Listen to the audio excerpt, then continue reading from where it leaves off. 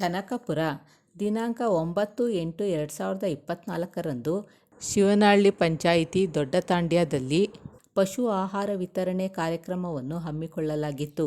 ಪರಿಶಿಷ್ಟ ಜಾತಿಯವರಿಗೆ ಸಹಾಯ ಮಾಡುವ ನಿಟ್ಟಿನಲ್ಲಿ ಕೇಂದ್ರ ಸರ್ಕಾರ ಈ ಯೋಜನೆಯನ್ನು ಜಾರಿಗೆ ತಂದಿದೆ ಎಂದರು. ICARನ ನಿರ್ದೇಶಕರಾದ ಡಾಕ್ಟರ್ ಸಾಹೂರ್ ಅವರು ಮಾತನಾಡಿ, ನಮ್ಮ ಸಂಸ್ಥೆಯು ಬೆಂಗಳೂರಿನ ಆಡುಗೋಡಿಯಲ್ಲಿದ್ದು, ಈ ಪಶು ಪೋಷಣೆ ಮತ್ತು ಶರೀರಕ್ರಿಯೆ ಸಂಶೋಧನಾ ಸಂಸ್ಥೆಯಲ್ಲಿ ರಾಸುಗಳ ಗರ್ಭದ ಬಗ್ಗೆ ಸಂಶೋಧನೆ ಮಾಡಲಾಗುವುದು ಎಂದರು.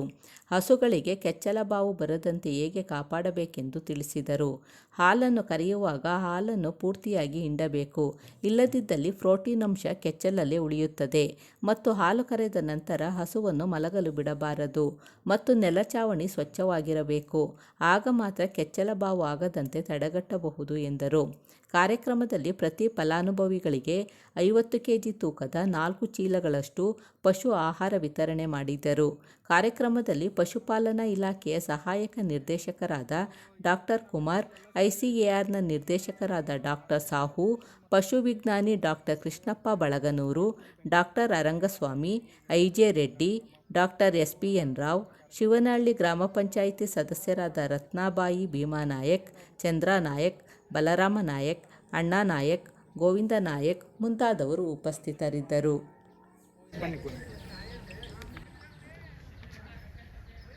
ನಮೋ ವೆಂಕಟೇಶ, ನಮೋ ತಿರುಮಲೇಶ, ಓ ನಮೋ ತಿರುಮಲೇಶ. ಮಹಾದೇವ ದೇವ, ಓ ಮಹಾನಂದ ಮಾಯೇ, ನಮೋ ವೆಂಕಟೇಶ, ನಮೋ ತಿರುಮಲೇಶ. ಸೂರ್ಯನ ಕಿರಣದಿಂದ ಬಲು ವಿಧದಿಂದ ನಾವುಗಳು ಬಾಳಲಿ ಬೆಳಕನ್ನು ತಂದು ಈ ಭೂಮಿಯ ಸೃಷ್ಟಿಯಲ್ಲಿ ಬಲು ವಿಧದಿಂದ ಈ ಭೂಮಿಯ ವಿಧದಿಂದ ನಾವು ಬಳಕೆಯ ಬಂದೋ. ನಮೋ ತಿರುಮಲೇಶ, ನಮೋ ವೆಂಕಟೇಶ, ಓ ನಮೋ ತಿರುಮಲೇಶ. ದೂರದ ನಾಡಿಂದ ನಿನ್ನ ನೋಡಲು ನಾ ಬಂದೆ, ನಿನ್ನ ಕಾಣಲದಾಗವಿಯ ಬಾಗಿಲ ನೀ ತೆರೆಯೋ. ನಮೋ ವೆಂಕಟೇಶ, ನಮೋ ತಿರುಮಲೇಶ. ಮೊಟ್ಟ ಮೊದಲಿಗಾಗಿ ನಮ್ಮ ನಿರ್ದೇಶಕರಾದ ಡಾಕ್ಟರ್ ಸಾಹು ಅವರು ಈ ಕಾರ್ಯಕ್ರಮಕ್ಕೆ ಮುಖ್ಯ ಅತಿಥಿಗಳಾಗಿ ಆಗಮಿಸಿದ್ದಾರೆ. ಅವರಿಗೆ ನಾನು ಈ ಪ್ರೋಗ್ರಾಮಿಗೆ ಸ್ವಾಗತವನ್ನು ಕೋರುತ್ತೇನೆ. ಅವರಿಗೆ ಸೀನಾ ಅವರು ಹೂವಿನ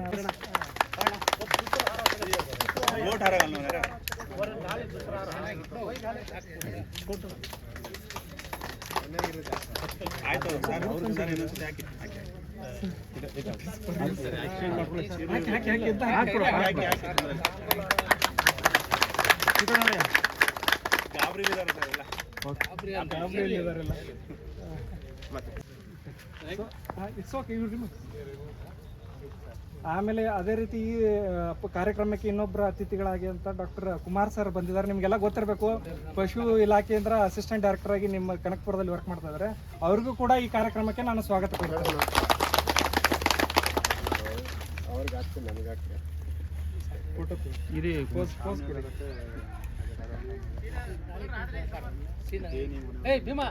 ಮುಖ್ಯ ಅತಿಥಿಗಳಾಗಿ ಅಂದ್ರೂ ಪರವಾಗಿಲ್ಲ, ಯಾಕಂದ್ರೆ ಈ ಊರಿಗೆ ಎಲ್ಲ ಸವಲತ್ತು ಬರ್ಬೇಕಂದ್ರೆ ಅವರೇ ಕಾರಣ.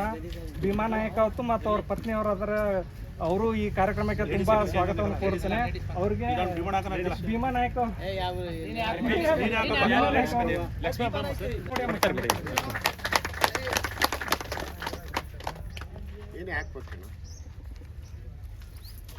ಅದೇ ರೀತಿ ಈ ಕಾರ್ಯಕ್ರಮಕ್ಕೆ ಆಗಮಿಸಿದ ಚಂದ್ರ ನಾಯ್ಕು, ಇವ್ರದ್ದು ಅನಜ್ವಾಡಿ ದೊಡ್ಡಿಯಿಂದ ಬಂದಿದ್ದಾರೆ. ಇವ್ರಿಗೂ ಕೂಡ ನನ್ನ ಈ ಕಾರ್ಯಕ್ರಮಕ್ಕೆ ಸ್ವಾಗತ. ಇವರು ತುಂಬಾ ಸಹಾಯ ಮಾಡಿದ್ದಾರೆ. ಆ ಊರಲ್ಲಿ ನಮ್ಮ ಚಟುವಟಿಕೆಗಳ ಕ್ಯಾಂಪ್ ಇರ್ಬೋದು, ಬೇರೆ ಕಾರ್ಯಕ್ರಮಗಳ ನೆರವೇರಿಸ್ಕೊಡೋಕ್ಕೆ ತುಂಬಾ ಸಹಾಯ ಮಾಡಿದ್ದಾರೆ. ಅದೇ ರೀತಿ ಈ ಕಾರ್ಯಕ್ರಮಕ್ಕೆ ಆಗಮಿಸಿದಂಥ ಚೌಕ್ಸಂದ್ರದಿಂದ ಬಂದಂಥ ಮಹಾದೇವ್ ಅವರು ಬಂದಿದ್ದಾರೆ. ಅವ್ರಿಗೂ ಕೂಡ ನಾನು ಸ್ವಾಗತ ಕೋರುತ್ತೇನೆ. ಅವ್ರಿಗೆ ಭೀಮಾ ನಾಯಕ್ ಅವರಿಂದ ಹೂಗುಚ್ಛ ನೀಡಬೇಕಂತ ಕೋರುತ್ತೇನೆ. ಅದೇ ರೀತಿ ತುಳಸಿ ದೊಡ್ಡಿಂದ್ರ ಬಲರಾಮ್ ನಾಯಕ್ ಅವರಿದ್ದಾರೆ ಈ ಕಾರ್ಯಕ್ರಮಕ್ಕೆ, ಅವ್ರಿಗೂ ಕೂಡ ಸ್ವಾಗತ ಕೋರುತ್ತೇನೆ. ಈ ಕಾರ್ಯಕ್ರಮಕ್ಕೆ ಆಗಮಿಸಿದಂತ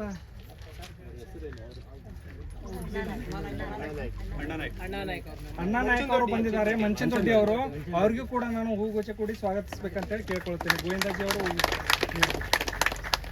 ಅದೇ ರೀತಿ ನಮ್ಮ ಸಂಸ್ಥೆಯಿಂದ ವೈಜ್ಞಾನಿಗಳು ಬಂದಿದ್ದಾರೆ, ಅವ್ರಿಗೂ ಕೂಡ ನಾನು ಮೊದಲನೇದಾಗಿ doctor I J Reddy sir ಇದ್ದಾರೆ, ಅವ್ರಿಗೂ ಕೂಡ ಹೂಗುಚ್ಛ ನೀಡಿ ಸ್ವಾಗತಿಸ್ಬೇಕಂತ ಕೇಳ್ತೇವೆ.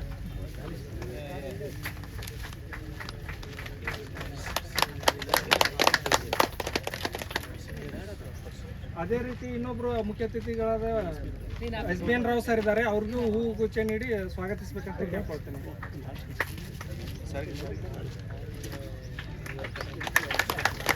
ಅದೇ ರೀತಿ ನಮ್ಮ ಕಾರ್ಯಕ್ರಮವನ್ನು ಯಶಸ್ವಿಯಾಗಿ ನಡೆಸಿಕೊಡತಕ್ಕಂಥ ನೂಡಲ್ ಆಫೀಸರ್ ಆಗಿರೋಂಥ ಡಾಕ್ಟರ್ ಅರಂಗಸ್ವಾಮಿ ಸರ್, ಈ SC ಕಾರ್ಯಕ್ರಮ ಏನಿದೆ ಅದಕ್ಕೆ ನೂಡಲ್ ಆಫೀಸರ್ ಇವರಿದ್ದಾರೆ, ಅವರು ಈ ಕಾರ್ಯಕ್ರಮಕ್ಕೆ ತುಂಬ ಸಹಾಯ ಮಾಡಿದ್ದಾರೆ, ಅವ್ರಿಗೂ ಕೂಡ ನಾನು ಸ್ವಾಗತ ಕೊಡ್ತೇನೆ. ಈ ಕಡೆ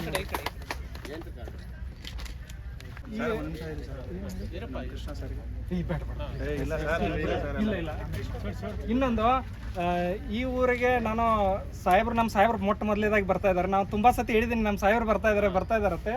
ಇವತ್ತು ಆ ಸಮಯ ಬಂದಿದೆ, ಅವ್ರದ್ದೊಂದು ಚಿಕ್ಕ ಪರಿಚಯ ಕೊಡ್ತೀನಿ ನಾನು. ಆಮೇಲೆ ಸರ್ ಅವರು they want to have one felicitation program for you, so they have made arrangement. So ಈ ನಮ್ಮ ಸಾಹೇಬ್ರು ಇವರು ಸಾವು ಅಂತ, ಡಾಕ್ಟರ್ ಸಾವು, ಇವರು ಮೂಲ ಒಡಿಸ್ಸಾದವರು. ಇವರು ನಮ್ಮ ಸಂಸ್ಥೆಗೆ ನಿರ್ದೇಶಕರಾಗಿ 1 ತಿಂಗಳ ಹಿಂದೆ ಜಾಯ್ನ್ ಆಗಿದ್ದಾರೆ. ಇವಾಗ ಅದೇ ಜಾಯ್ನ್ ಆದ ತಕ್ಷಣ ಫಸ್ಟ್ ಹಳ್ಳಿಯಲ್ಲಿ ಪ್ರೋಗ್ರಾಮ್ ಇಟ್ಕೊಳ್ಳೋಣ ಅಂತ ಈ ಪ್ರೋಗ್ರಾಮ್ ನಾವು ಅರೇಂಜ್ ಮಾಡಿರೋದು ಫಸ್ಟ್. ಆಮೇಲೆ ಇದೇ ನಿಮ್ದು ಫಸ್ಟ್ ಹಳ್ಳಿ, ನಾವು ಹಳ್ಳಿಗೆ ಬಂದು ಪ್ರೋಗ್ರಾಮ್ ಮಾಡ್ತಾ ಇರೋದು, ಅವ್ರು ಬಂದಮೇಲೆ ಇದೇ ಫಸ್ಟ್ ನಿಮ್ಮೂರು. ಆಮೇಲೆ ಇವರು ಈ ಸಂಸ್ಥೆಗೆ ಬರೋಕ್ಕಿಂತ ಮುಂಚೆ ಒಂಟೆ, ರಾಜಸ್ಥಾನದಲ್ಲಿ ಒಂಟೆದ ಸಂಸ್ಥಾನ ಇದೆ, ಅಲ್ಲಿ ನಿರ್ದೇಶಕರಾಗಿ ವರ್ಕ್ ಮಾಡಿದ್ದಾರೆ. ಅದಕ್ಕಿಂತ ಮುಂಚಿತವಾಗಿ ಕುರಿ ಮತ್ತು ಉಣ್ಣೆ ಸಂಸ್ಥೆ ಇಲಾಖೆ ಇದೆ, ಅಲ್ಲೂ ಅವರು ತಮ್ಮ ಕಾರ್ಯನಿರ್ವಹಣೆ ಸುಮಾರು ವರ್ಷಗಳ ಕಳೆದಿದ್ದಾರೆ. ಅವ್ರಿಗೆ ಇನ್ನೂ ಅನೇಕ ನಿಮ್ಮ ಊರುಗಳಲ್ಲಿ ಚಟುವಟಿಕೆ ಮಾಡ್ಬೇಕಂತಿದೆ, ಅದಕ್ಕೆ ಅವ್ರೊಂದು ಪರಿಚಯ ಹೇಳುತ್ತಾ ಅವ್ರಿಗೆ ಫಸ್ಟ್ ನಾವು ಈ ಭೀಮಾ ನಾಯಕ್ ಅವರು ಮತ್ತು ಅವರು ಬಳಗದಿಂದ ಅವ್ರಿಗೆ ಸನ್ಮಾನ ಮಾಡ್ಬೇಕಂತೇಳಿ ನಾನು ಕೇಳ್ಕೊಳ್ತೀನಿ.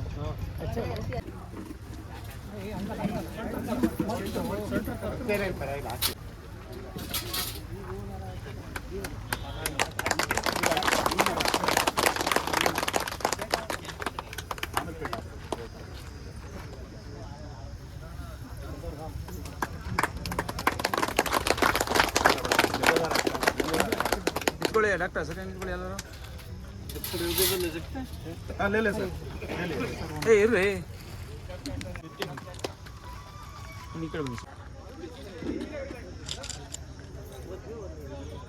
ಸ್ವಲ್ಪ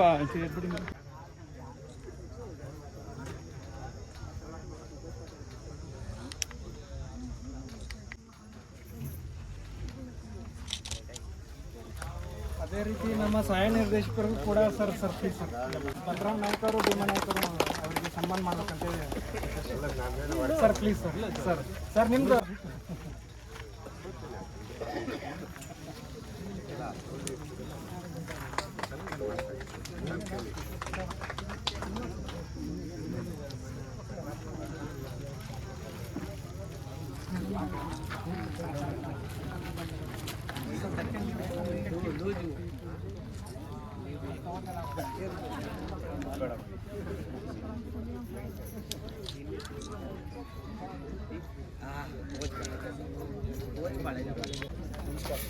सभी को थोड़ा थोड़ा हिंदी तो मालूम होगा। ये भारत सरकार का शेड्यूल कास्ट जो ग्रुप है, जो शेड्यूल कास्ट के हिसाब से जो चिन्हित किया गया है हमारे समाज में, उन्हीं के लिए ये प्रोग्राम किया जा रहा है। ಈ ಕಾರ್ಯಕ್ರಮವು ಭಾರತ ಸರ್ಕಾರದಿಂದ SC ಕಾಸ್ಟ್ನವ್ರಿಗೆ ಮಾತ್ರ ಈ ಕಾರ್ಯಕ್ರಮವನ್ನು ಆಯೋಜನೆ ಮಾಡಿದ್ದಾರೆ, ಅದಕ್ಕೋಸ್ಕರ ನಾವೆಲ್ಲ ಇಲ್ಲಿದ್ದೀವಿ. भारत सरकार के जितने भी संस्थान हैं, उसी संस्थान के तहत हमारा भी एक संस्थान है जो पशुओं के पोषण और जीवनावस्था में जो अलग अलग जीवनावस्था आता है, बचपन, जो प्रजनन, फिर दूध देने का, उसके बाद उनका जो आगे जैसे हमें ये माताओं का हो गया, इस तरह का जैसे बैल बन रहा है, तो ये विभिन्न अवस्था को लिए क्या पोषण चाहिए जिससे कि उनका उत्पादन बढ़े, ये के तहत हमारा ये संस्थान बेंगलुरु में अवस्थित है। ಸರ್ ಏನು ಹೇಳ್ತಾ ಇದ್ದಾರೆ ಅಂದರೆ ಈ ನಾವು ಆಡುಗೋಡಿ ಬೆಂಗಳೂರಲ್ಲಿ ಪಶು ಪೋಷಣೆ ಮತ್ತು ಪಶು ಶರೀರ ಕ್ರಿಯಾ ವಿಜ್ಞಾನಗಳ ಸಂಸ್ಥೆ ಇದೆ. ಆ ಸಂಸ್ಥಾನವು ಅನೇಕ ಚಟುವಟಿಕೆಗಳಲ್ಲಿ ಸಂಶೋಧನೆ ಮಾಡುತ್ತದೆ ಇರ್ಬೋದು. ಪಶು ಪೋಷಣೆ ಬಗ್ಗೆ ಇರ್ಬೋದು, ಶರೀರ ಕ್ರಿಯಾದ ಬಗ್ಗೆ ಇರ್ಬೋದು, ಅಥವಾ ಅದರ ಗರ್ಭ ಅವಸ್ಥಿತ ಸಂಬಂಧಪಟ್ಟಂಥ ಕಾಯಿಲೆಗಳಿರ್ಬೋದು, ಅಥವಾ ಫಲ ನೀಡ್ತಿರೋಂಥ ಕಾಯಿಲೆಗಳಿರ್ಬೋದು, ಅದ್ರ ಬಗ್ಗೆ ಎಲ್ಲ ನಾವು ಸಂಶೋಧನೆ ಮಾಡ್ತಾ ಇದ್ದೀವಿ ಆ ಸಂಸ್ಥೆಯಲ್ಲಿ. ಈ ಸಂಸ್ಥೆ ಆಡುಗೋಡಿ ಬೆಂಗಳೂರಲ್ಲಿ ಬರುತ್ತೆ ಅಂತ ಹೇಳ್ತಾ ಇದ್ದಾರೆ. जैसे हमारे लिए माता का हम ध्यान रखते हैं कि अच्छा बच्चा पैदा हो। ಸರ್ ಏನು ಹೇಳ್ತಾ ಇದ್ದಾರೆ ಅಂದರೆ ಒಂದು ಒಳ್ಳೆ ಹಸು, ಒಳ್ಳೆ ಕರು ನಾವು ಜನ್ಮ ನೀಡಬೇಕಂತ ಒಂದು ಉದ್ದೇಶ, ಒಂದು ಆಸೆ ಇರುತ್ತೆ ಎಲ್ಲರಿಗೂ. तो हम माताओं का जितना अच्छा पोषण के प्रति ध्यान देंगे, उनका स्वास्थ्य के प्रति ध्यान देंगे, बच्चा इतना अच्छा पैदा होगा, स्वास्थ्य के सुस्त मतलब एक अच्छा ओजन के साथ पैदा होगा। जैसे आप बड़े जानवर हम खरीदते हैं तो उसका जो बच्चा छोटा निकला तो आगे वो बड़ा नहीं हो सकता। तो माताओं का स्वास्थ्य, माताओं का पोषण, बच्चों का ओजन और बच्चों का वृद्धि के लिए सबसे महत्वपूर्ण है। ಹಸುಗಳ ಪಾಲನೆ, ತಾಯಿ ಅಥವಾ ಹಸು ಗರ್ಭದ ಹಸು ಪಾಲನೆ ತುಂಬ ಅತಿ ಅವಶ್ಯ ಅಂತ ಹೇಳ್ತಾ ಇದ್ದಾರೆ ಸರ್. ಅದನ್ನು ಚೆನ್ನಾಗಿ ಪಾಲನೆ ಮಾಡೋದ್ರಿಂದ ಅದು ಒಳ್ಳೆ ಕರುವಿಗೆ ಜನ್ಮ ನೀಡುತ್ತೆ, ತೂಕವುಳ್ಳ ಕರುವಿಗೆ ಜನ್ಮ ನೀಡುತ್ತೆ. ಆ ರೀತಿ ಮಾಡೋದಲ್ಲದೆ ಮತ್ತೆ ಅದಕ್ಕೆ ಪೋಷಣೆ ನೀಡೋದ್ರಿಂದ ಕರು ಹಾಕಿದ ಮೇಲೆ ಒಳ್ಳೆ ಹಾಲಿನ ಇಳುವರಿ ಹೊಂದುತ್ತೆ. ಅದು ನೀವು ಕಡಿಮೆ ಚೆನ್ನಾಗಿ ಫೀಡ್ ಮಾಡಲಿಲ್ಲ ಅಂದರೆ ಅದಕ್ಕೆ ಅನೇಕ ರೀತಿ ಕಾಯಿಲೆಗಳ ಸಮಸ್ಯೆ ಆಮೇಲೆ ಬರುತ್ತೆ. ಅದಕ್ಕೆ ಪಶು ಪೋಷಣೆ ಅದು ಫಲ ಇರಬೇಕಾದ್ರೆ ಅಥವಾ ಹಾಲು ಕೊಡಬೇಕಾದ್ರೆ ತುಂಬ ಅವಶ್ಯ ಅಂತ ಹೇಳ್ತದೆ. जब माता या जो गाय ज़्यादा दूध देता है तो उसका बच्चे को भी ज़्यादा दूध मिलता है। बच्चे का दूध पीने के बाद फिर हमारे लिए, हम अपने परिवार के लिए दूध निकालते हैं, उससे ज़्यादा हुआ तो हम बेच देते हैं। तो उसी हिसाब से बच्चों के लिए जो दूध माता से मिलता है बच्चों का वृद्धि के लिए सहायक होता है। ಹಸುವಿಂದ ಬರೋಂಥ ಹಾಲು ಅನೇಕ ರೀತಿ ಲಾಭದಾಯಕ. ಒಂದು ಕರು ಚೆನ್ನಾಗಿ ಬೆಳೆಯುತ್ತೆ, ಮನೆಗೆ ಚೆನ್ನಾಗಿ ಪೌಷ್ಟಿಕ ಹಾಲು ಸಿಗುತ್ತೆ, ಆಮೇಲೆ ಹೆಚ್ಚುವರಿ ಹಾಲಿದ್ದನ್ನು ನೀವು ಮಾರಕೋಬೋದು ಅಂತೇಳಿ. माताओं का जो गाय का दूध कैसे बढ़ाएं, उसके लिए उसका पोषण के ऊपर हमारा ध्यान देना बहुत ज़रूरी है। तो पोषण के लिए जो ध्यान देते हैं, केवल चरने से उनका दूध नहीं बढ़ सकता। तो चरने के साथ साथ हमें जैसे ये कंसंट्रेट लेके आए हैं, ये आप लोगों को हम देंगे। ये इसी योजना के तहत हम आप लोगों को देंगे, जो गाय को दूध के हिसाब से कितना दाना हमें देना चाहिए उसी हिसाब से ये दाना हम आप लोगों के लिए लाई हैं। जिसके पास गाय है जो 4 लीटर दूध दे रही है, उस गाय के लिए 100 दिन का पोषण यही एक हम आपको दे के जाएंगे। ಸರ್ ಏನು ಹೇಳ್ತಿದ್ದಾರೆ ಅಂದರೆ ಹಾಲು ಕೊಡುವಂಥ ಹಸುಗೆ ಪಶು ಪೋಷಣೆ ತುಂಬ ಅವಶ್ಯಕ. ನೀವು ಹಸುನ ಆಚೆ ಬಿಡ್ತೀರ ಮೇಸಕ್ಕೆ, ಅದಷ್ಟೇ ಸಾಲೋದಿಲ್ಲ. ಅದ್ರ ಜೊತೆಯಾಗಿ ಪಶು ಆಹಾರನ ಕೊಡಬೇಕು. KMF ಫೀಡ್ ಏನಂತೀರಿ ನೀವು, ಅದನ್ನು ಕೊಡಬೇಕು ಅಂತ ಹೇಳ್ತಾ ಇದ್ದಾರೆ. ಅದನ್ನ ಎಷ್ಟು ಪ್ರಮಾಣ ಅಂದರೆ ನಾವು ಈಗ ಕೊಡ್ತಾ ಇರೋದು 4 ಬ್ಯಾಗ್, ಪ್ರತಿ ರೈತರಿಗೆ 4 ಬ್ಯಾಗ್ ಕೊಡ್ತಾ ಇದ್ದೀವಿ. ಆ 4 ಬ್ಯಾಗು ನಿಮಗೆ 100 ತಿಂಗಳವರೆಗೂ ಪಶು ಆಹಾರನ ಈಡೇರಿಸುತ್ತೆ ಹಸುಗೆ. ಸೊ ಆ ರೀತಿ ಮಾಡೋದ್ರಿಂದ ನಿಮ್ಮದು ಹಾಲಿನ ಇಳುವರಿ ಪ್ರಮಾಣ ಜಾಸ್ತಿಯಾಗಿ ಲಾಭದಾಯಕವಾಗುತ್ತೆ ಪಶುಪಾಲನೆ ಅಂತ ಹೇಳ್ತಾ ಇದ್ದೀವಿ. पोषण निर्णायक होनी चाहिए, कितना किसको चाहिए वो हम सभी के लिए लिमिट है।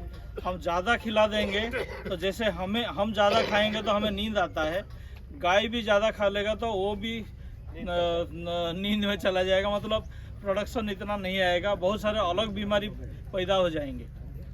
ಈಗ ಹಸುಗಳಿಗೆ ಎಷ್ಟು ಬೇಕು ಅಷ್ಟು ಕೊಡಬೇಕು. ಜಾಸ್ತಿ ಕೊಟ್ರೂ ಕಾಯಿಲೆ ಆಗುತ್ತೆ, ಕಡಿಮೆ ಕೊಟ್ರೂ ಕಾಯಿಲೆ ಆಗುತ್ತೆ. ಒಂದು ಪ್ರಮಾಣ ಇರುತ್ತೆ. ನೀವು ನೋಡಿರ್ಬೋದು, ಜಾಸ್ತಿ ತಿನ್ನಿಸಿದ್ರೂ ಫಲ ನಿಲ್ಲಲ್ಲ, ಕಡಿಮೆ ಕೊಟ್ರೂ ಹಾಲು ಕಡಿಮೆ ಆಗುತ್ತೆ, ಆಮೇಲೆ ಫಲನೂ ನಿಲ್ಲಲ್ಲ, ಅನೇಕ ಕಾಯಿಲೆಗಳಿರ್ತಾವೆ. ಅದಕ್ಕೆ ಬ್ಯಾಲೆನ್ಸ್ಡ್ ರೇಷನ್ ಅಂತ ಏನಂತೀವಿ, ಅದಕ್ಕೆ ಎಷ್ಟು ತೂಕವುಳ್ಳು ಅಂತ ಆಹಾರ ಬೇಕು ಅಷ್ಟು ಕೊಡಬೇಕು. ಸರಾಸರಿ ಅಂತೀವಲ್ಲ ಅಷ್ಟು ಕೊಡಬೇಕು. ಓಕೆ, ये तो दूध के बारे में हुआ। और एक जो प्रॉब्लम हमारे डॉक्टर साहब अभी बता रहे थे, रिपीट ब्रीडिंग। रिपीट ब्रीडिंग के पीछे भी इसी टाइप का बहुत सारे आहार संतुलन नहीं होगा तो रिपीट ब्रीडिंग का कारण बन सकता है। मैं आप लोगों का एक एग्जांपल देता हूँ। जैसे कोई भी लेडी ज़्यादा मोटी हो जाती है तो उनका प्रजनन क्षमता कम हो जाता है। ये आप लोग अपने समाज में भी देखे हैं। इसी तरह का कोई गाय को हम ज़्यादा मोटा कर दें तो वो भी प्रजनन क्षमता कम हो जाएगा। इस तरह कोई दुबला पतला शरीर वो भी प्रजनन क्षमता कम हो जाता है। ಹಸುಗಳ ದೇಹ ತೂಕ ಅತಿ ಮುಖ್ಯವಾಗಿ ಅಂತ ಹೇಳ್ತಾ ಇದ್ದಾರೆ. ಅದೇ ಜಾಸ್ತಿ ತೂಕವಿದ್ರೂ ಸಮಸ್ಯೆ ಬರ್ತಾ ಇದೆ, ಫಲ ನಿಲ್ಲಲ್ಲ, ರಿಪೀಟ್ ಬ್ರೀಡಿಂಗ್ ಅಂತ ಹೇಳ್ತೀವಿ. ನೀವು 5 ಸತಿ ಕೊಡಿಸಿದ್ದೀನಿ ಸರ್, 4 ಸತಿ ಸೆಮೆನ್ ಕೊಡಿಸಿದ್ವಿ, ನಿಲ್ತಾ ಇಲ್ಲ ಅಂತ ಹೇಳ್ತಾರಲ್ಲ, ಅದು ಪಶು ಪೋಷಣೆಗೆ ಸಂಬಂಧಿತ ಕಾಯಿಲೆ ಒಂದು ಆಗಿರುತ್ತದೆ. ಸೊ ಕೆಲವೊಂದು ಸತಿ ನೀವು ಕಡಿಮೆ ಕೊಡ್ತಾ ಇರ್ತೀರ, ಎಸ್ಪೆಷಲಿ ಡೆಲಿವರಿ ಆದ ತಕ್ಷಣ ಹಸು ಕರು ಹಾಕಿದ ತಕ್ಷಣನೇ ತೂಕ ಕಡಿಮೆ ಆಗ್ತಾ ಹೋಗುತ್ತೆ. ಯಾಕೆ ಕಡಿಮೆ ಆಗ್ತಾ ಹೋಗುತ್ತೆ ಅಂದರೆ ನಿಮ್ಗೆ ಗೊತ್ತಿರ್ಬೋದು, ಅದಕ್ಕೆ ಹಾಲು ಕೊಡ್ತಾ ಇರುತ್ತೆ, ಕರು ಹೀರ್ತಾ ಇರುತ್ತೆ ಒಳಗಡೆ ಫಲ ಇದ್ಬೇಕಾದ್ರೆ. ಸೊ ಅದ್ರ ತೂಕ ಕಡಿಮೆ ಆಗ್ತದೆ. ಆ ಕಡಿಮೆನ ನೀವು ಕಡಿಮೆ ಮಾಡ್ಕೋಬೇಕು. ತೂಕ ಚೆನ್ನಾಗಿ ಇಂಪ್ರೂವ್ಮೆಂಟ್ ಆಗ್ಬೇಕಂದ್ರೆ ಪಶು ಪೋಷಣೆ, ನೀವು ಆಹಾರ ಕೊಡೋದು, ಈ ಫೀಡ್ ಕೊಡೋದು ಅತಿ ಅವಶ್ಯಕತೆ ಹೇಳ್ತಾರೆ. जैसे आप लोग चावल, दाल, सब्जी, नमक, उसके साथ और कुछ खट्टा मीठा ये सब खाते हैं। पशुओं के लिए भी ऐसे हर चीज़ चाहिए। हर चीज़ चाहिए मतलब खाली दाना देने से भी नहीं होगा, खाली घास खाने से नहीं होगा। उनको भी मिनरल मिक्सचर चाहिए होता है। जो रिपीट ब्रीडिंग का कारण होता है उसके पीछे हमारे शरीर के अंदर खाद्य का संतुलन नहीं होगा तो ये सब प्रॉब्लम्स पैदा होगा। ಹಸುಗಳಲ್ಲಿ ಒಂದೇ ಪದಾರ್ಥದಿಂದ ಕಾಯಿಲೆಗಳು ಬರಲ್ಲ. ಅನೇಕ ಆಹಾರದ ಜೊತೆನೆ ಉಪ್ಪಿರ್ಬೋದು, ಖನಿಜಾಂಶ ಮಿಶ್ರಣ ಇರ್ಬೋದು, ನೀವೇನು ಕ್ಯಾಲ್ಸಿಯಮ್ಮು, ಫಾಸ್ಫರಸ್ ಅಂತಿರಲ್ಲ ಖನಿಜ ಮಿಶ್ರಣ, ಅವು ಎಲ್ಲ ಕೊರತೆ ಆಗಿ ಅನೇಕ ರೀತಿಯಾದಂಥ ಕಾಯಿಲೆಗಳು ಬರ್ತಾ ಇರ್ತವೆ. ರಿಪೀಟ್ ಬ್ರೀಡಿಂಗ್ ಫಲ ನಿಲ್ಲದೆ ಇರ್ಬೋದು, ಅಥವಾ ಫಲ ಹಾಕಿದ್ರು ಕೆಲವೊಂದ್ಸತಿ ಕಸ ಬೀಳೋದಿಲ್ಲ ಅಂತಿರಲ್ಲ, ಆ ಥರ ಕಾಯಿಲೆ ಇರ್ಬೋದು. ಅನೇಕ ಕಾಯಿಲೆಗಳು ಬರ್ತವೆ ಕೊರತೆಯಿಂದ ಪಶು ಆಹಾರದಲ್ಲಿ. ಮತ್ತೆ ಪೋಷಣೆದಲ್ಲಿ ಆಹಾರದಲ್ಲದೆ ಅನೇಕ ರೀತಿಯಾದಂಥ ಆಹಾರಗಳಿರುತ್ತೆ. ನಿಮ್ದು ಒಂದೇ ಥರ ನೀವೆಲ್ಲ ಏನು ಹಾಕ್ತೀರಾ ಜಾಸ್ತಿ? ಸೀಮೆ ಹುಲ್ಲು. ಸೊ ಸೀಮೆ ಹುಲ್ಲು ಹಾಕೋದ್ರಿಂದ ಇಂಪ್ರೂವ್ಮೆಂಟ್ ಆಗಲ್ಲಮ್ಮ. ನೀವು ಬೇರೆ ಬೇರೆ ಥರ ಹುಲ್ಲನ್ನು ಬೆಳೆಸ್ಕೋಬೇಕು. ನಾವು ಬೀಜಗಳನ್ನು ಕೊಡ್ತೀವಿ. ಸರ್ ಮಾತಾಡ್ತಾರೆ.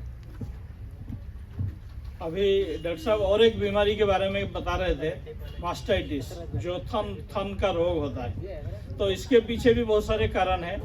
हमें गाय से पूरा का पूरा दूध नहीं निकालेंगे तो उसके अंदर थोड़ा सा भी दूध रह जाता है, वो भी बीमारी का कारण बनता है।